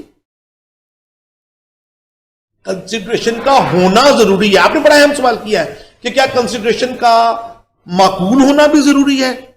इस पर बड़ी मजेदार जजमेंट्स है जो फॉर एंड अगेंस्ट है। माकूल ना होने की सूरत में ऑब्वियसली जो पहला ख्याल आपके ज़हन में आएगा वो आएगा कि why will he do that? Why somebody will sell the property worth 10 crore for 100,000 only? तो पहला ज़हन में ख्याल आएगा कि यार इधर को गड़बड़ है, कोई ये फ्रॉड की निशानी है, मगर ये फ्रॉड का कोई कंक्लूसिव प्रूफ नहीं है। ये फ्रॉड का कोई बिल्कुल सुनते ही आप कहेंगे ये तो फ्रॉड हुआ सर, ये वो नहीं है sir. Unless you ask him, it's his property, unless he claims के जनाब मैं उस वक्त मेरी हालत ही नहीं थी, भाई ये डॉक्यूमेंट सामने रखा मैंने लिख दिया। आप खुद बताइए मैं क्यों एक कमर्शियल ट्रांजैक्शन करूंगा इतने लोअर साइट पे। But then he will have to come up with दोस्त कि जनाब जब ये डॉक्यूमेंट एग्जीक्यूट हुआ तो what was the situation, what were the certain surrounding circumstances at that time. फिर बुनियादी तौर पे चले जाइए कॉन्ट्रैक्ट एक्ट पे, कौन सा ऑफर और कौन सी एक्सेप्टेंस वाकई ऑफर होती है और कौन सी एक्सेप्टेंस वाकई एक्सेप्टेंस होती है, वैलिड एक्सेप्टेंस की क्या खूबियां हैं, अनड्यू इन्फ्लुएंस तो नहीं था, कोर्जन तो नहीं थी, कोर्सिव मैयर्स तो वगैरह वगैरह, यू नो दैट। तो यहां असूली बात क्या, इसलिए तो मैं कह रहा हूं कि ये मेरा मसला बतौर लॉयर नहीं है कि ये कितने की बिक रही है। क्लाइंट पूछता है कि बताएं कितना लिखें इसके अंदर। हाँ वो पाकिस्तान देखिए पाकिस्तान की एक खूबी है, आप ये भी देखना चाहिए। Practically, he will obviously ask you and he will consider that you will become an instrument in evading tax. तो वो आपसे पूछेगा कि सर कितना लिख दिया जाए, तो आप बड़े काबिल और अच्छे वकील के तौर पे, प्रैक्टिकल वकील के तौर पे इसको बताएंगे कि सर इसका ना एक minimum rate, controllers rate, DC rate, collectors rate मौजूद है, इससे कम पर तो सेल डीड होगी नहीं। यानी आप लिखे 1 लाख की बेची है और आप कहें मैंने 1 लाख वसूल किया है, लेकिन अगर उसका मिनिमम फर्ज कीजिए 1 मिलियन है, दैट इज 10 लाख, तो टैक्स 10 लाख पे ही होना है सर। आप भले 1 लाख लिखिए, वसूल भी एक कीजिए, आपकी प्रॉपर्टी है, मगर टैक्स 10 लाख से नीचे का नहीं होगा। तो वो बड़े काबिल वकील के तौर पे आप अपनी खिदमत पेश करेंगे पाकिस्तान में इंशाअल्लाह।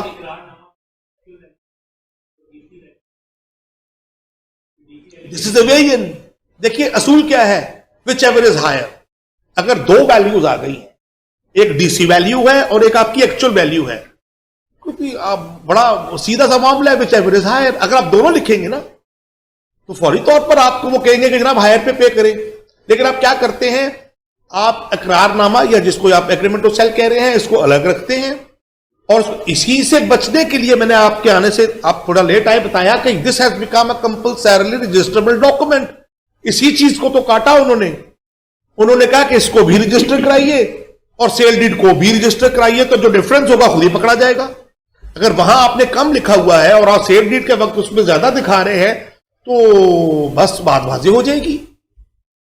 इस चीज को चेक करने के लिए तो एग्रीमेंट को सेल को कंपल्सरी रजिस्टरेबल डॉक्यूमेंट किया, लोग फिर भी नहीं करा रहे। देखिए, पाकिस्तान में या थर्ड वर्ल्ड कंट्रीज में इस तरह की बात बड़ी अमूमी है कि जब मैं बड़े वसूख से आपको कहता हूं कि रेड पर क्रॉस नहीं हो सकता, तो आप कहते हैं सर जरा खिड़की तो खोलिए, नीचे देखिए रेड सिग्नल पर जरा हो क्या रहा है।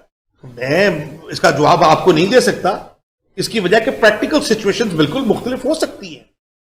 As a matter of principle अगर आप हमसे पूछें, तो लॉयर को यह काम नहीं करना चाहिए। जो जिस ट्रांजैक्शन, देखिए, document should speak what ever is actually happening.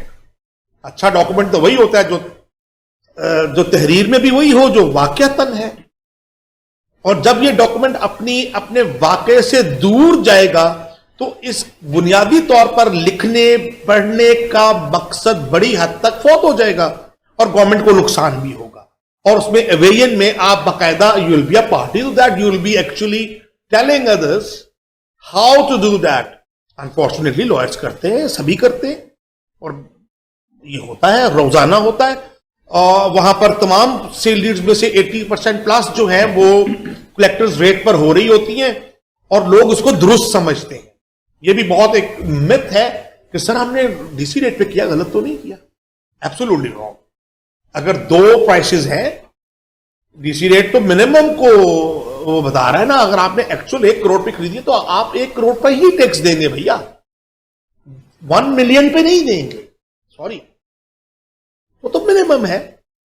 आप चाहे 1 लाख लीजिए, 1 लाख लिखेंगे तो then whichever is higher, कौन सा होगा, 1 मिलियन, उस पर टैक्स देंगे। आपने 1 करोड़ की बेची है, 1 करोड़ इज हायर, उस पर टैक्स दीजिए। ये कोई मुश्किल किस्सा नहीं है। अब आप देखिए नीचे, मैं बहुत तेजी से गुजरता हूं, अब नीचे कुछ नहीं है। बुनियादी तौर पर ये वो बातें हैं जो पार्टीज ने आपस में as business deal, as commercial deal decide की हुई हैं। आपने सिर्फ उनको अच्छे तरीके से तहरीर करना है। डिवीजन आ गई, एग्रीमेंट टू सेल है, कंप्लीट पेमेंट तो नहीं हो रही होगी, वो एक पार्ट ऑफ द पेमेंट जो है वो करेगा और अपना एक राइट क्रिएट करेगा कि जनाब now I have a right, first right on this property. ये अब किसी और को नहीं बिकेगी, मेरा फर्स्ट राइट है, मैंने इसके ऊपर अपना लियन क्रिएट कर दिया है। इसके अलावा कोई राइट क्रिएट नहीं हो रहा प्रॉपर्टी पर, जस्ट इतना कि जनाब इस पर पहले मैं 100,000 जो है वो दे रहा हूं और 1 मिलियन की यह प्रॉपर्टी है, बाकी 9 मिलियन। अब इंपॉर्टेंट पार्ट इसका आ रहा है, जो नीचे वाला पोर्शन, कंसिडरेशन फिक्स हो गई। अब सबसे अहम चीज क्या है, टाइम, कट ऑफ डेट, कब तक ये पूरा कर दूंगा, कब तक पेमेंट कर दूंगा, और आपसे एक सेल डीड एग्जीक्यूट करवा लूंगा। इसको अब इस ख्याल से पढ़िए, यहां ना पढ़ सकिए तो घर जाके पढ़िए हुजूर। 3 चीजें आ गई, total consideration, agreement to sell में खड़े हैं आप इस वक्त, total consideration, part consideration which has been paid now, दूसरी चीज, तीसरी remaining will be paid within या ऑन और बिफोर फला तारीख। ये 3 चीजें अहम तरीन है। जिस डॉक्यूमेंट में ये 3 चीजें नहीं है उसका भी वही हाल होगा जो पहले हमने कह दिया कि सब्जेक्ट मैटर और चीजें क्लियर नहीं। एग्जीक्यूशन डेट का, because this is something I research, इस केस का मैंने आपको पता है, उससे एग्रीमेंट वॉइड या अनसर्टेन हो जाता है अगर एग्जीक्यूशन डेट नहीं लिखी हुई, तो is it not to be considered as on demand? हाँ बिल्कुल, अगर आपने कट ऑफ डेट नहीं लिखी और ये इमूवेबल प्रॉपर्टी है, यदि इसमें पैरिशेबल भी नहीं है कुछ, तो फिर तो इसका मतलब ये है कि ये मामला for all the times to come चलता रहेगा। जब जब डिमांड करेंगे वो करना पड़ेगा। तो ऐसा लूज डॉक्यूमेंट अनलेस पार्टीज ये चाहे, आप क्यों लिखेंगे? एज प्रोफेशनल मैं जरूर पूछूंगा कि सर इसमें कट ऑफ डेट आनी चाहिए।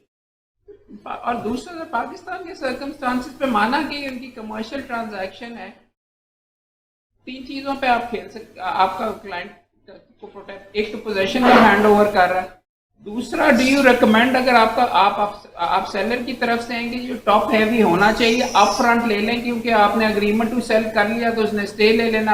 आप अब देखें ना, ये बातें आ गई रेलेवेंट, जो रेलेवेंट है, और man to man, transaction to transaction, मैं किसके लिए खड़ा हूं? अगर मैं सेलर के लिए खड़ा हूं तो ऑब्वियसली मेरी कोशिश होगी जो पार्ट कंसिडरेशन आ रही है वो हैवी आए। मैं बायर की तरफ से खड़ा हूं तो मेरी कोशिश होगी कि मेरे पैसे कम फंसे तो बेहतर है। पता नहीं आगे क्या सिचुएशन होने वाली है, पता नहीं क्या। ये सारी वो बातें हैं जो आप अपने क्लाइंट के सामने रखेंगे एज लॉयर, फैसला नहीं करेंगे, लेकिन उसको इन्फॉर्म्ड डिसीजन करने के लिए आप बताएंगे तो सही ना कि सर ये चीजें जरा अहम होती हैं, इनको देख लीजिए। आप बेच रहे हैं तो आप मैक्सिमम आप कोशिश कीजिए कि पार्ट कंसिडरेशन जो है ना वो हाफ से ज्यादा ही हो तो बेहतर है, और आप ये कोशिश कीजिए कि ये भी लिखवा लें, और ये ना आए तो आप पेनल्टी क्लॉज लिखवा लीजिए कि all this money will be forfeit हो जाएगी, वगैरह वगैरह। ये डिपेंड कर रहा होता है कि ये लॉयर जो बैठा हुआ है वो किस तरफ से है। जाहिर है थोड़ा टिल्ट, देखिए अच्छा एग्रीमेंट वही होता है जो बराबर हो, मगर नेवरदलेस जो लिखने वाला है उसके हाथ का, उसके कलम का झुकाव अपने क्लाइंट की तरफ जरूर होता है। अच्छा, अगर मैं हूं सेलर की तरफ से, उस्मान की तरफ से, तो जाहिर है कि मैं टिल्ट इस तरफ बनाऊंगा, मगर आपने भी एक लॉयर किया होगा, then he will come up and then फिर बात होती।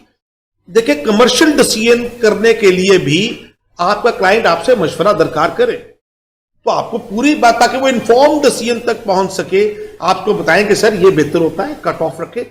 अनलेस के पार्टीज ये चाह रही हों, अगर वकील की नालायकी से ओपन डेट रह जाती है, यानी ना उसने अपने क्लाइंट को गाइड किया कि इसके क्या मुजबरात होंगे, क्या इसके प्रॉब्लम्स होंगे, फिर तो आप बैठे ही रहेंगे। और ना उसने पूछा, कुछ सादा आदमी था, हर तरह का आदमी आता है ना, तो आपका काम था कि जरा थोड़ा नॉक करके उसको पूछते कि सर ये 3-4 चीजें आप मुझे बताते जाइए, मैं नोट करता हूं, और फिर उसको छोटे छोटे मशवरे देते, उसको पूरे कॉन्सिक्वेंसेस से आगाह करते। उसके बाद भले उसकी मर्जी।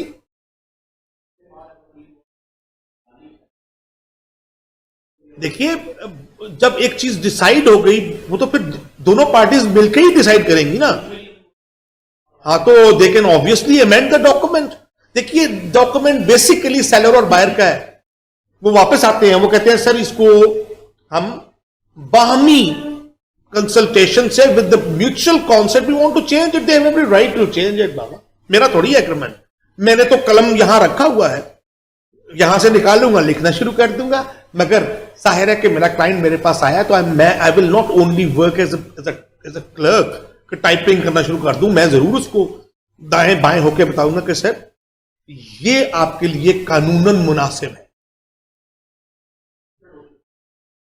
नहीं तो एग्रीमेंट टू सेल के डॉक्यूमेंट में रजिस्टर्ड डॉक्यूमेंट से ही तब्दीली भी हो सकती है, क्या प्रॉब्लम है?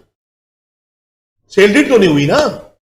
देखिए, ये एग्रीमेंट है अभी ये कोई राइट तो क्रिएट कर नहीं रहा। Agreement to sell does not create a right और टाइटल और interest in the property, it just only give you a right of first refusal, या ये है कि आप एक स्पेसिफिक परफॉर्मेंस का दावा कर सकते हैं। दोनों पार्टीज आती हैं, एग्रीमेंट में कोई गलती रह गई है, they want to redefine things, they have every right to. हाँ, एक आदमी नहीं कर सकता, ये बड़ी को क्लियर हो गई बात, क्योंकि राइट क्रिएट हो चुका है ना दूसरे का भी। दोनों आए, दोबारा एग्रीमेंट कर ले, इसको कैंसिल कर दें, नया कर ले, टोटली नया कर ले, इसको अमेंड कर ले, एक क्लॉज बदल दें, टाइम को ऊपर ले जाएं, कंसिडरेशन को रीफिक्स कर दे, एवरी राइट टू। बाबा, लॉ को इससे कोई दिलचस्पी नहीं है। अनलेस, देखिए, लॉ को किसी कॉन्ट्रैक्ट में दिलचस्पी नहीं होती अनलेस के उसका ऑब्जेक्ट इलीगल हो जाए या किसी क्लॉज को जाके लॉ की हिट करता हो, वरना लॉ को इससे कोई दिलचस्पी नहीं है। हां, एज लॉयर मेरा काम है कि मैं अपने क्लाइंट को जरूर बता दूं, अच्छा आप देखिए, जो मैं पार्ट कंसिडरेशन दे रहा हूं, मुझे इसको कैसे लिखना चाहिए? भाई मैं पैसे दे रहा हूं, पिछले दिनों लॉ आया स्टेट बैंक ने और उसने वो किया कि जी 4 मिलियन से अबव की कंसिडरेशन हो तो this has to be through banking channel, trail होगा, कैश से नहीं होगा। तो जी मैंने 1 करोड़ रुपया हाथ से ही वहां बैठे हुए थे तो मैंने निकाला और दे दिया। वो कहते हैं अबव 4 मिलियन, और ये बदलता रहता है। हो सकता है मैं अब आपको 4 मिलियन कह रहा हूं जो आज से कुछ महीने पहले या साल पहले था, तो आप ये लिमिट ऊपर चली गई हो। मेरी बात को हरफे आखिर में समझ लीजिएगा। यहां आप देखिए मैंने किस तरह से वो किया हुआ है, बाय वे ऑफ पे ऑर्डर। डिस्प्यूट हो जाता है कि इन्होंने तो मुझे पार्ट कंसिडरेशन कभी पे ही नहीं की थी, फिर कैसे प्रूव करेंगे भैया? कानून शहादत भी तो ध्यान में रखें। फिर कानून शहादत में आपको मुश्किल पड़ेगी तो बैंकिंग ट्रेल से चलें, डॉक्यूमेंट से चलें। आप बताएं एक ऐसी ट्रांजैक्शन जो आपकी स्टेटमेंट ऑफ अकाउंट आपके बैंकिंग अकाउंट में भी आ रहा है, उसके भी स्टेटमेंट ऑफ अकाउंट में झलके, इनकार की क्या गुंजाइश होगी? तो ये काम है ना आपका मैं शहजाद की तरफ से खड़ा हूं, ये इतने पैसे दे रहा है, मैं कहूं सर ना दें, इस तरह ना करे, ये आपके लिए मुश्किल हो जाएगी। अगर ये कल को इनकार कर गए ना तो आपको मुश्किल होगी, आपको प्रूव करना पड़ेगा डॉक्यूमेंट के ये पैसे पे हुए थे। तो आप काइंडली चेक भी ना दें, पे ऑर्डर दें जो रिफ्लेक्ट करता, उनके लिए भी पे ऑर्डर बेहतर है कि आप मुकरी दे सके। ये चीज आप देखिए नोट कर लिया। अब आप देखिए उसके बाद एक कूलिंग ऑफ पीरियड रखा गया है कि जनाब मैंने ये पार्ट कंसिडरेशन दे दी है, हाउएवर मैंने अभी भी पूरे डॉक्यूमेंट्स नहीं देखे, एग्जिट भी पड़ा हुआ है इसमें, जो मेरा भाई पूछ रहा था। अब मेरी जो क्लॉज 3 है एग्जिट है इसमें।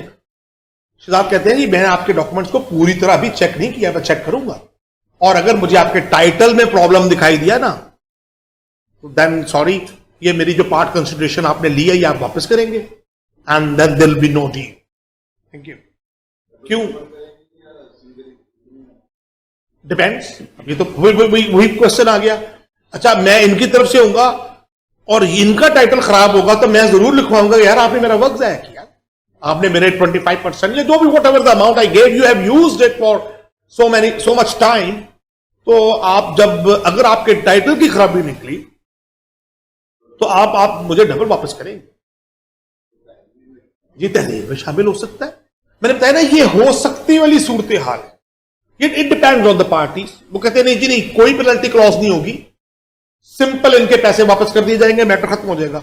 लीगली इसमें भी कोई इशू नहीं है, पेनल्टी क्लॉजेस एनफोर्सेबल है नहीं है, ये भी मसला है। देखिए पेनल्टी क्लॉज को एनफोर्सेबल करने के लिए आपको नेवरदलेस सिविल कोर्ट जाना पड़ेगा ना।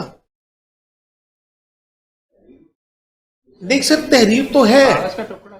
हाँ कागज का टुकड़ा है ना।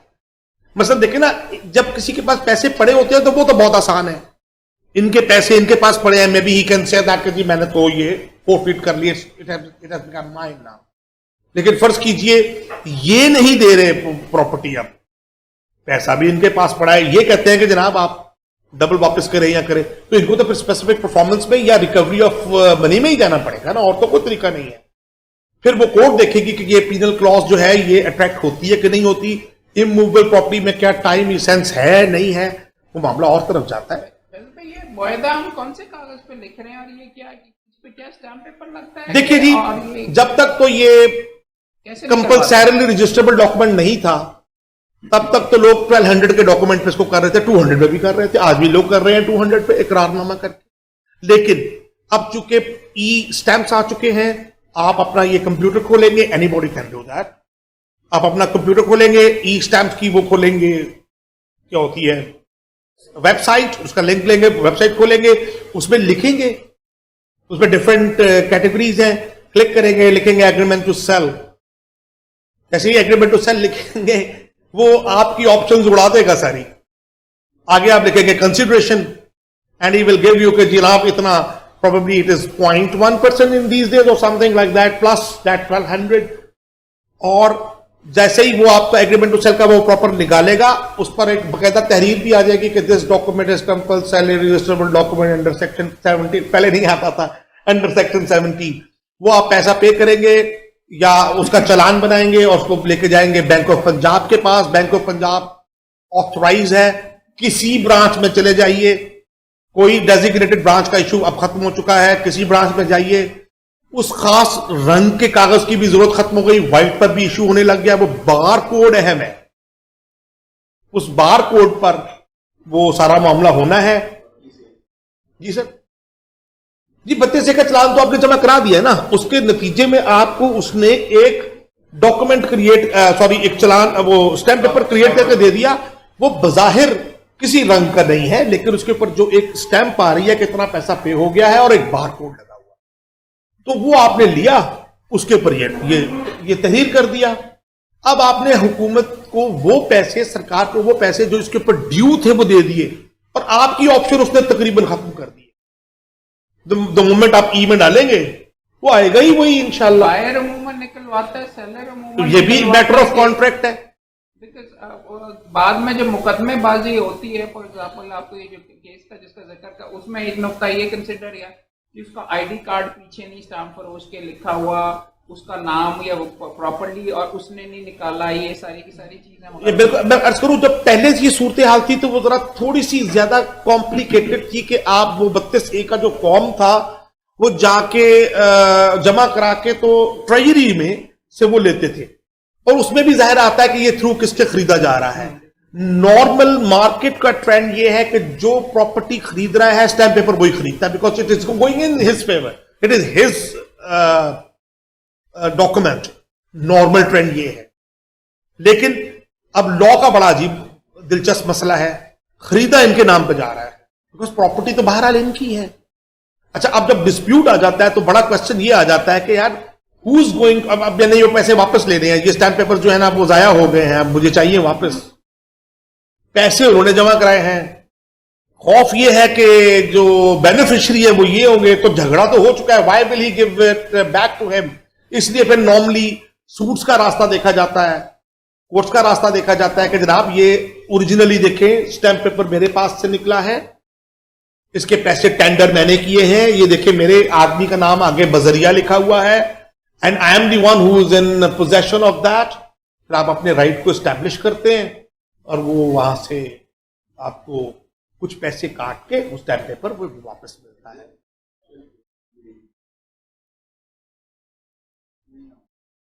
मैंने इसके पॉइंट वन ऑफ ये पिछले 30 जून से पहले था, point one of the consideration amount जी 1200 प्लस है, 1200 plus 0.1% of the consideration amount. 1200 तो खड़ा है वहीं पर, वो तो है, उसके प्लस आपने देने हैं कंसिडरेशन अमाउंट के साथ मल्टीप्लाई करके, डिवाइड करके, जो उसका तरीका। मैंने आपको उसके ना ये भी उसने बहुत आसान कर दिया है, आप पर से तो उसने हटा ही लिया है। आप कंसिडरेशन अमाउंट डालेंगे वो निकालेगा ही इतने का, आसान हो गया। इससे यह भी हो गया कि आपके पास गुंजाइश वेरियन की खत्म हो गई, वो चालान निकलेगा ही उतने का। आपकी जो ऑप्शन थी ना वो खत्म हो गई। हाँ, आप चालाकी से उसमें कंसिडरेशन अमाउंट कम डाल देंगे तो कंप्यूटर है, आप कंसिडरेशन अमाउंट वही डाल देंगे जो डीसी रेट की है, तो वो शरीफ आदमी उसी का ही कंप्यूटर निकाल देगा चालान। ये बिल्कुल सीधी सी बात है। लेकिन आपकी ऑप्शन बहरहाल खत्म हो चुकी, अमाउंट आपने खुद डालनी है वहां पर, उस अमाउंट का वो निकल आएगा। और वो अमाउंट अगर कल को गलत साबित होगी तो जाहिर है आपने फीड की होगी उसमें, तो जाहिर है you will B liable, 10 times तक चला जाता है, जुर्माना जा सकता है 10 time of the stamp value, यानी 10 गुना दोबारा जमा कराएं, और डॉक्यूमेंट जो है वो भी हो सकता है, और वो एविडेंस में भी नहीं पढ़ा जाएगा। कानून शहादत की तरह देखिए, किसी वक्त वो कहता है जी ये शहादत में नहीं पढ़ा जाएगा। तो जनाब हजूर इसमें ये हो गया कि जनाब ये जब मैं आपको ये पैसे दे दूंगा, आप तमाम कॉपी सेल डीड की, अपने प्रीवियस टाइटल डॉक्यूमेंट्स की मुझे दे दीजिएगा। मैं हर चीज को देखने के बाद विद इन इतने दिन I will be back and I will either purchase it from you, and if there is no problem in your title, मैं आपको रिमेनिंग अमाउंट जो है वो दैट कट ऑफ डेट से पहले दे दूंगा। कॉपीज इस्तेमाल किया, ओरिजिनल मेरे ख्याल में शायद जी ओरिजिनल तो सी करना है ना सर, ओरिजिनल को आप सिर्फ देख सकते हैं। अगर आप खरीद रहे हैं तो ओरिजिनल टाइटल डॉक्यूमेंट आपको ले लेना चाहिए, क्योंकि कई केसेस में देखा है कि बाद में मॉर्गेज के लिए वो एमओडीटी नहीं डिपॉजिट कर उसका सर देखिए, अगर उस्मान मियां बेच रहे हैं और सिर्फ उधर से 10% वैल्यू आई है, तो वो अपने ओरिजिनल डॉक्यूमेंट इनको दे तो नहीं देंगे, दैट इज अगेंस्ट। देंगे एग्रीमेंट टू सेल। हाँ, वो तो लिखा हुआ है कि जब जब मैं सेल डीड करूंगा मैं तमाम डॉक्यूमेंट्स आपको दे दूंगा, बट एट दिस स्टेज आपका राइट बन गया है कि आप इसको एग्जामिन करें, you should see them. Yes, नहीं सर, पार्ट पे भी कि जनाब आपके पास ओरिजिनल डॉक्यूमेंट है भी कि नहीं, कॉपीज तो आपने मुझे दे दी, वो कॉपीज तो मैं रेलेवेंट डिपार्टमेंट से जहां से भी मुझे ड्यू डिलिजेंस करनी होगी, वेरिफिकेशन करनी होगी, वो मैं करूंगा। But at the same time I should ask him if he is holding the original documents. ये ना हो मैं सारी ड्यू डिलिजेंस करके आऊं, सर्टिफाइड कॉपियां निकलवाऊं, उसको मिलाऊं, और जब आऊं कि जनाब मैं आपके साथ कंपेयर करना चाहता हूं कि यार ओरिजिनल तो गुम हो गए, बड़े जमाना हो गया गुम हो गए। जी, ओरिजिनल डॉक्यूमेंट अगर इनके पास नहीं है तो उसके कितने मुजबरात हो सकते हैं। हो सकता है प्रॉपर्टी पहले से बेच दी गई हो और वो डॉक्यूमेंट वो उसके पास चले गए हो सकता है, क्योंकि ये जेल में रखे पाकिस्तान में जो रजिस्ट्रेशन का सिस्टम है वो सिंगल ट्रे नहीं है, ट्रांजैक्शन बेस्ड है। वहां पर अगर उन्होंने 2 साल पहले बेच दी हुई है तो आपको पता नहीं चलेगा, आप मैनुअली तो एक करके वो बुक्स खोल के नहीं देख सकते कि ये हुआ है कि नहीं हुआ। स्कैन तो अब होना शुरू हुआ है ना, ये स्कैनिंग प्रोसेस और ये कंप्यूटराइजेशन तो अभी कुछ सालों से शुरू हुआ। तो अगर ये कहीं वे बैक इन 2000 बेच चुके हैं, you can never know that. या इन्होंने वो डॉक्यूमेंट ओरिजिनली कहीं जमा कराए बैंक में और वहां memorandum of deposit of title deed हुआ और प्रॉपर्टी मॉर्गेज हो गई। अब now he is not holding the original document. तो ऐसी सूरत में सर मेरा काम ये है वकील का, अब ये भी वही बात उस आदमी को तो नहीं बताओगे, ये मैं उसको बताऊंगा कि सर इसको तो हम एग्रीमेंट कर रहे हैं, we should look into these documents. और फिर एक लिस्ट बनानी चाहिए हमें कि जनाब इनके पास ये 6 डॉक्यूमेंट इन ओरिजिनल मौजूद हैं जो ये मुझे फलां दिन दे देंगे, और ये उस पर साइन करें कि हाँ ये 6 मेरे पास है, I am holding these documents. ये बहुत जरूरी है, ये बहुत जरूरी है कि वो लिस्ट अलग से बने, और अगर मुनासिब हो तो इस डॉक्यूमेंट के अंदर भी लिखा जा सकता है। पॉइंट नंबर 11 पे देखिए, इस मेरे डॉक्यूमेंट में लिखा हुआ है कि जनाब पीसफुल वेकेंट फिजिकल पोजेशन तो मैं करूंगा ही जब एग्जीक्यूशन ऑफ सेल डीड करूंगा। Moreover the seller shall be bound to provide the purchaser with the following documents at the time of execution of sale deed. ये document मैं आपको दूंगा, bound हूं कि ये मैं आपको ओरिजिनल से, लफ्ज देख रहे हैं कॉपीज नहीं आ रहा, 1 2 3 ओरिजिनल सेल डीड। ये कोई प्रॉपर्टी होगी जिसमें फर्द आ रही है, बिकॉज ये कोई रूरल प्रॉपर्टी होगी जो उसका मेरे सामने फॉर्मेट है। बाकी तमाम डॉक्यूमेंट्स ये मैंने इसके अंदर लिखा हुआ, अलग से लिस्ट भी बन सकती है, बिल्कुल हो सकती है। तो सर मुझे बताइए ना, देखिए ना, शहजाद को बताइए, इन्फॉर्म्ड सीएन है ना, वो उसके बाद भी लेना चाहते हैं। उनका लॉयर जो है वो जाता है, उसकी अलग से ड्यू डिलिजेंस करता है, इनसे पूछता है कि भाई गुम हो गए हैं तो आपने कोई पुलिस रिपोर्ट करवाई है, कोई आपने अखबार में इश्तिहार दिया है, क्या किया है। और उसके बाद नॉर्मली क्या होता है, मार्केट का ट्रेंड यही है कि उसकी प्रॉपर्टी की वैल्यू वो नहीं रहती, सिंपल एज दैट। मैंने अर्ज किया आखिरकार फैसला सेलर और बायर ने करना है, मेरा काम क्या है, मैं सेलर की तरफ से हूं तो उसको नेकोबद हजूर को समझाए दूं और इनको भी। Eventually if they come up with that के साथ कोई फर्क नहीं पड़ता। जी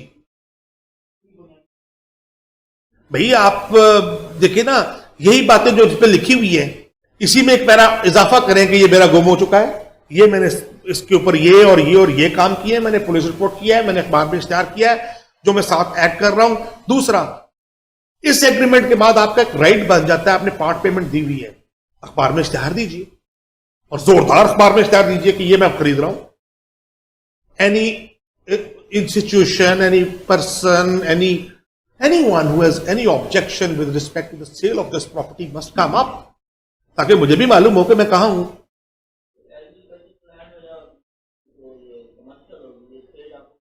नहीं, हर देखिए ना, यही तो मक्खी पे मक्खी नहीं मारनी।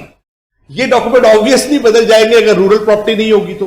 देखिए ना, अब आप यहां 9 फेन की बात हम कर रहे थे, यहां फर्द नहीं आएगी, PD1 आएगा। यहां देखिए ना, ऊपर लिखा हुआ है फर्द, लिखा हुआ है अक्स शजरा, लिखा हुआ है पता नहीं क्या, वो तो अब डिपेंड करता है। ओरिजिनल नॉन एनकम्बरेंस सर्टिफिकेट एक इंतहाई बेकार और बेमानी डॉक्यूमेंट है, और एक मिथ के तौर पर लिया जाता है, तमाम वकला हजरात देते हैं, और बैंक्स तो बहुत शौक से ये काम करते हैं कि जी नॉन इनकम्बरेंस सर्टिफिकेट होना चाहिए। अब थोड़ा सा मैं बता दूं कि कराची में नॉन इनकम्बरेंस सर्टिफिकेट या जिसको सर्च रिपोर्ट कहते हैं, वो वहां पर हालात थोड़े से हमसे बेहतर हैं। वो अपनी पूरी वो देखते हैं कि क्या इस पर कोई डॉक्यूमेंट मॉर्गेज का या सेल का हो तो नहीं चुका। होने के बाद अपनी एंट्रीज देखने के बाद एक सर्च रिपोर्ट देखते हैं कि ये प्रॉपर्टी इंटैक्ट है और अभी तक उस्मान ही के नाम पर है। हमारे यहां पंजाब में ऐसा नहीं है। पंजाब में अगर आप मजिद होंगे कि जी उस्मान साहब आप अपने नॉन इनकम्बरेंस सर्टिफिकेट देंगे, इस प्रॉपर्टी पे कोई इनकम्बरेंस नहीं है, तो उस्मान मियां जाएंगे और अपना ओरिजिनल डॉक्यूमेंट दिखाएंगे उसको सब रजिस्ट्रार को, साथ अपना आईडी कार्ड दिखाएंगे और कुछ स्पीक बनी देंगे तो वो बन जाएगा। वो अपनी एंट्रीज नहीं देखेगा हुजूर, और वो नीचे लिखेगा भी यही कि this NEC is issued on the basis of affidavit given by Usman. अब पाकिस्तान जैसे मुल्कों में, थर्ड वर्ल्ड कंट्रीज में एफिडेविट तो क्या, यहां तो इल्हामी किताब उठा के भी लोग झूठ बोल देते हैं, तो बस वो एफिडेविट, यानी उसकी कोई कानूनी हैसियत तो फिर ना हुई, क्योंकि सब रजिस्ट्रार ने या रजिस्ट्रार जो कस्टोडियन ऑफ डॉक्यूमेंट्स है उसने उसकी जिम्मेदारी नहीं उठाई। उसने कहा ये मैं बेसिस ऑफ एफिडेविट जारी कर रहा हूं, दैट्स इट। यानी ये इसका नुकसान उस्मान को तो होगा कि हम उसके खिलाफ इस्तेमाल करेंगे कि जनाब आपने एक झूठा डॉक्यूमेंट दिया, लेकिन हमें बहुत फायदा नहीं होगा। कराची में जो सर्च रिपोर्ट देगा नॉर्मली द रजिस्ट्रार, नहीं सर, रजिस्ट्रार जिसके पास डॉक्यूमेंट्स रजिस्टर होते हैं वही देख के बता सकता है ना कि इस प्रॉपर्टी पर कोई फर्दर डॉक्यूमेंट रजिस्टर तो नहीं हुआ। हां, वो ये डॉक्यूमेंट देने से पहले रूरल में क्या करता है, वो तहसीलदार से रिपोर्ट लेता है कि यार अपना तहसील का जो रिकॉर्ड है रेवेन्यू का, वो चेक करके बताएं कोई एनकम्बरेंस तो नहीं है। दूसरा, ये बड़ी लिमिटेड होती है। देखिए, हम सब लॉयर्स यहां बैठे हुए हैं, अगर केस कोई चल रहा है इस प्रॉपर्टी की बाबत, क्या कोई फोरम है जिससे मालूम हो जाए? ये केस है लाहौर में चल रहा है किसी प्रॉपर्टी की बाबत, किसी 9 फेन का, आपको मालूम हो सकता है? कोई तरीका है? कोई नहीं। क्या आप सीनियर सिविल जज को ये दरखास्त दे सकते हैं कि सर मैं जानना चाहता हूं कि इस प्रॉपर्टी के अगेंस्ट कोई स्टे तो नहीं है? वो कहेगा मेरे पास तो ऐसा कोई फोरम, ऐसा कोई सिस्टम मौजूद नहीं है जहां से मैं चेक करूं और बताऊं कि this property is under litigation और नॉट।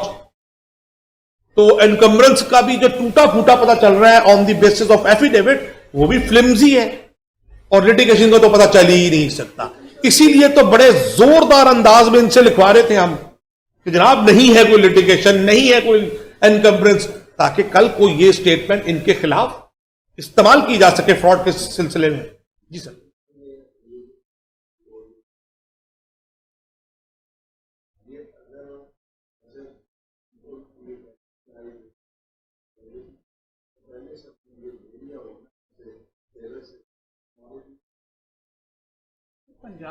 पंजाब में बात करें, पंजाब में सर्च रिपोर्ट नहीं देते ना सर, सिंध में सर्च रिपोर्ट देते हैं और वो वहां लेनी चाहिए क्योंकि वो प्रॉपर रिपोर्ट है। मगर पंजाब में चूंकि रिपोर्ट देते नहीं सर्च रिपोर्ट, जी ऑब्वियसली इट इज। देखिए असूली तौर पर तो देखिए ना, पूरी दुनिया में सर यही होता है। तमाम दुनिया में चूंकि सिंगल ट्रे होता है, आप रजिस्ट्री में जाते हैं, इंग्लैंड में भी यही सूरत है, आप रजिस्ट्री में जाते हैं, वहां दरखास्त देते हैं, वो आपको सारी लेकिन वहां पे तरीकेकार मुख्तलिफ है ना सर। मैं ट्रांजैक्शन बेस्ड रिकॉर्डिंग करता हूं, वो एक प्रॉपर्टी की एक सिंगल ट्रे बनाते हैं, जो आपके यहां भी हो रहा है। मतलब आप बीएचए में जाएंगे तो वहां एक वो फाइल निकालेगा उस प्लॉट की, तो उस प्लॉट के पैदा होने से बड़े होने तक अब तक की सूरत सब एक जगह पड़ी होगी। तो उससे जब आप वो एनओसी लेंगे ना या एनडीसी लेंगे फ्रॉम डीएचए, बहुत वैलिड डॉक्यूमेंट होगा, उसके बगैर ट्रांजैक्शन ही नहीं होगी। मॉडल टाउन सोसाइटी में जाएंगे कोऑपरेटिव में, तो you will have to get an NOC from the Model Town society, वो भी सिंगल ट्रे है, एलडीए भी सिंगल ट्रे है। अब देखिए ना, ये वो बात है जो मैं पोस्ट करता है कि इसको फॉर्मेट ना समझे। 9 फेन रोड के कॉन्टेक्स्ट में तो थोड़ा बहुत बता दिया हजूर आपको। इसी शहर में 50 किस्म की प्रॉपर्टीज हैं, आप कोऑपरेटिव सोसाइटीज में डील कर रहे होंगे ऑल टुगेदर। जो अभी पूछ रहे थे आप, डिफरेंट डॉक्यूमेंट चाहिए होंगे। ये पूछने लगा था आपसे कि हर इलाके का अलग-अलग यहाँ पे सिलसिला है अगर फॉर एग्जांपल वो वैक्यू प्रॉपर्टी है, Yes. तो उसका मुकम्मल तौर पे मुकम्मल different. PT1 ये सारे के सारे मुआहदों में आपको तय में जाना पड़ेगा। यही तो वकालत है भाई। देखिए, हमने तो सिर्फ एक लिमिटेड सा पोर्शन उठाया और असूली बातें तय की सिर्फ आज। जब आप प्रॉपर्टी वाइज करेंगे, देखिए यहां पे अभी तक सारी बात हुई है with in transfer of property act, लेकिन जैसे ही आप कोऑपरेटिव सोसाइटी में काम कर रहे होंगे तो कोऑपरेटिव सोसाइटीज एक्ट 1925 रेलेवेंट हो गया ना। द मोमेंट आप डीएचए में प्रॉपर्टी ले रहे हैं तो चीफ एग्जीक्यूटिव ऑर्डर 2002 रेलेवेंट हो गया। अब ट्रांसफर ऑफ प्रॉपर्टी एक्ट नहीं है रेलेवेंट, आपको मालूम होना चाहिए। आप एलडीए में जा रहे हैं तो एलडीए एक्ट जो है 74 या 75 का जो है वो रेलेवेंट हो गया। अब आप कहिए मुझे एलडीए एक्ट पता ही नहीं, मैं ट्रांसफर प्रॉपर्टी एक्ट में भेज रहा हूं। फाइलें क्या होती हैं? एग्रीमेंट तो फाइलें एक इजाद है, अल्लाह का करम है इस मुल्क पर। फाइलें एक इजाद है जिनका किसी किस्म का कानून से कोई ताल्लुक नहीं है। यानी एक वो जो बात अभी हम थोड़ी देर पहले कर रहे थे, प्रॉपर्टी की डिस्क्रिप्शन मौजूद ही नहीं है, अभी प्लॉट मौजूद ही नहीं है, अभी एक सिर्फ एक राइट क्रिएट हुआ है। उस राइट की बाबत खरीदो फरोख्त हो रही है। जिस तेजी के साथ वो प्रैक्टिस डेवलप हुई उस तेजी के साथ लॉ डेवलप नहीं हुआ। यानी आप लफ्ज़ आप फाइल डालेंगे, कहीं अपनी रिसर्च कर रहे होंगे जब पाकिस्तान लॉ साइट पे या किसी बुक को खोलेंगे तो फाइल तो ना ट्रांसफर प्रॉपर्टी एक्ट में नजर आएगी, ना डीएचए के ऑर्डर में नजर आएगी, ना एलडीए में नजर आएगी, मगर फाइलें बिक रही होंगी। सोचिए कि यार इसकी कोई, जैसे मैंने अभी आप पर शर्त लगा दी थी कुछ देर पहले, जो बात भी करनी है ना दायरे में कानून के और उसके रेलेवेंट सेक्शन से बात करनी है। अगर आप मुझसे पूछे फाइल, तो मेरे पास तो कोई कानून है ही नहीं, मैंने कभी सुना ही नहीं है लफ्ज़। लेकिन बाहर शहर में आग लगी हुई है, फाइलें ही खरीद रहे हैं लोग जी। तो इसीलिए तो आपको कुछ कुछ अरसे बाद खबर आती रहती है कि फलां ने 2 अरब, फलां ने 4 अरब, बहरिया ने 453 अरब का कहा कि जी तो हम पेनल्टी पे करेंगे। तो जो लेवल ऑफ इनकम था उसको आप कहां जाके सोचेंगे। वो तो सुप्रीम कोर्ट में उन्होंने कहा कि 453 something I believe we will pay as penalty a part of it. And this the Supreme Court started, आपको याद है ना 1500 से कि 1500 बिलियन आप दें। उन्होंने कहा कितने बिलियन, मतलब मेरे जैसा आदमी जरा काउंट करने में मुश्किल होती है। 453 बिलियन उसने कहा मैं दे दूंगा to regularise it, not more than that. तो फिर वो ऐसे ही है, फाइलों से फिर ऐसे ही। अच्छा, एग्जीक्यूट ये कैसे होता है? ये विटनेस वगैरह एक आपका एक मेरा होना चाहिए, किस दोनों में? अब देखिए ये बड़ा बहुत मजेदार बात, मार्केट ट्रेंड, जी एक विटनेस इनका हो एक उनका हो। अगर मैं वकील हूं, मैं तो बेशक, और मैं सेलर की तरफ से हूं, मेरी ख्वाहिश क्या होगी दोनों सेलर के हों।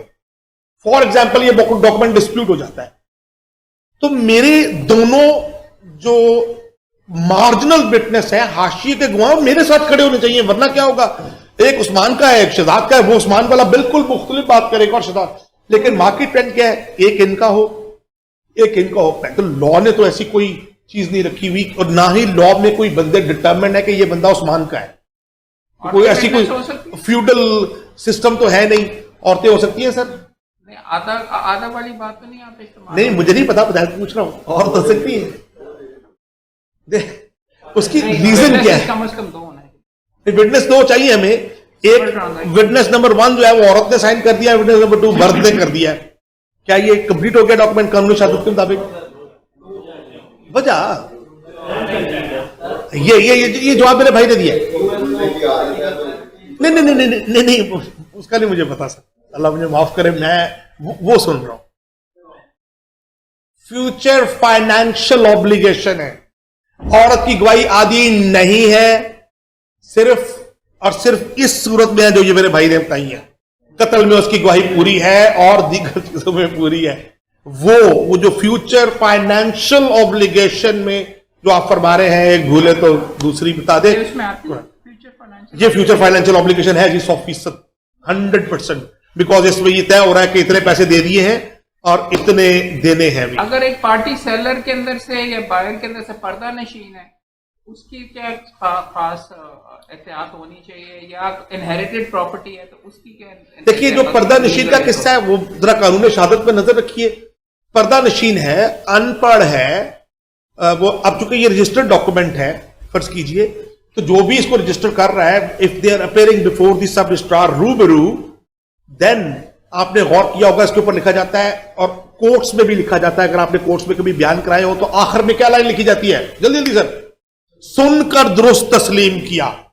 और सारी जिम्मेदारी किस पे चली जाती है, ऑथर पे, कि जनाब मैंने ये जो लिखा है इस आदमी को पढ़ के सुना है, because he can't read it. पर्दानशीन का भी मोरलेस ये मामला है, अनपढ़ का भी यही मामला है कि जनाब मैंने खुद पढ़कर इस डॉक्यूमेंट के जब पीछे एग्जीक्यूशन की सिग्नेचर्स होते हैं उसके ऊपर बकायदा लिखा जाता है, रजिस्ट्रार अपनी रिपोर्ट लिखता है कि the parties appeared before me. Registrar, और लाहौर में एक रिवाज है लोकल कमीशन का, वो he works as a registrar, वो अपनी बकायदा रिपोर्ट लिखता है कि इतने बजे ये इतने लोग, उस्मान, शहजाद और दो ये फलां गवाहान मेरे रूबरू पेश हुए और मैंने ये सारी बात आदि जो लिखी हुई है उसमें इतने की ये जमीन या ये इतने की इस कंसिडरेशन पे उसने बेचने का इकरार किया और उसने खरीदने का इकरार किया और इतनी अमाउंट मेरे सामने दी गई, और फिर नीचे सुनकर दुरुस्त तस्लीम, पूरा बयान उसी तरह लिखा जाता है जिस तरह कोर्ट में लिखा जाता है। सुनकर दुरुस्त, ये उसके बावजूद गलती हो सकती है, क्योंकि हो सकता है पढ़ने वाले ने गलत पढ़ा हो और सुनने वाले ने ये लिखने वाले ने कुछ और लिखा हो। ये पूरी जिम्मेदारी इस मामले में ऑथर पे चली गई। इसीलिए हजूर जब कानून शहादत आता है और आपने कोई डॉक्यूमेंट प्रूव करना होता है तो उसके अंदर एक पूरी तरीकाकार दिया हुआ है कि डॉक्यूमेंट प्रूव कैसे करना है। हाशिए के गवाह, मार्जिनल विटनेसेस, एंड देन क्यों बुलाया जाता है ऑथर ऑफ द डॉक्यूमेंट, फिर लिखा किसने है। फिर अगर रजिस्टर्ड डॉक्यूमेंट है उसका मामला थोड़ा प्रिजम्पशन ऑफ ट्रूथ जरूर आएगी, मगर जिम्मेदारी उसकी है जो कह रहा है कि मैंने ये आई रेड इट, मैंने इसको बताया कि आपकी प्रॉपर्टी बिक रही है, इसके बाद आपकी प्रॉपर्टी हमेशा के लिए खत्म हो जाएगी। आई टोल्ड हर, मैंने इसको मुजबरात से आगाह किया, उसने सुनकर दुरुस्त तस्लीम किया। और उस चीज से बचने के लिए अब तो यह भी किया जा रहा है, आपने देखा हो कि तस्वीर लगाई जा रही है बाकायदा। ये आगाज हुआ था, वैसे तो रजिस्ट्रेशन एक्ट हमेशा से ही कहता था कि ये काम करना चाहिए, बट देन ये जो सोसाइटीज थी खासतौर पे डीएचए वगैरह, इन्होंने ये ट्रेंड बिल्डअप किया कि वीडियो भी बनानी शुरू की, तस्वीरें भी लेना शुरू की। और अब आपने देखा कि कानून शहादत में भी अकॉर्डिंगली तब्दीलियां आ रही हैं कि इन चीजों को बाकायदा एज एविडेंशियल वैल्यू तस्लीम किया जाने लगा है। तो अगर अक्लमंद होगा वो जो ऑथर है और जो वो तहरीर करवा रहा है और अपनी जान बचाना चाहता है, तो उसके लिए बेहतर है कि वो इन चीजों को बनाए और उन तस्वीरों को साथ वहां पे पेस्ट करे। इनहेरिटेड प्रॉपर्टी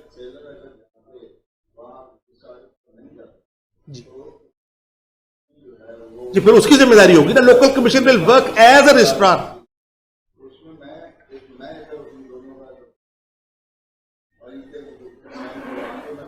जी जी, आप ही करेंगे, जाहिर है जी, आप ही करेंगे। अगर आप लोकल कमीशन हो गए तो फिर ये तहरीर जो मैंने भी obviously, but then obviously sir आप परमिशन लेंगे, सब रजिस्ट्रार आपको अपनी जगह कुछ इख्तियारात दे देगा, मगर उन इख्तियारात का नाजायज इस्तेमाल तो आप नहीं कर सकते ना।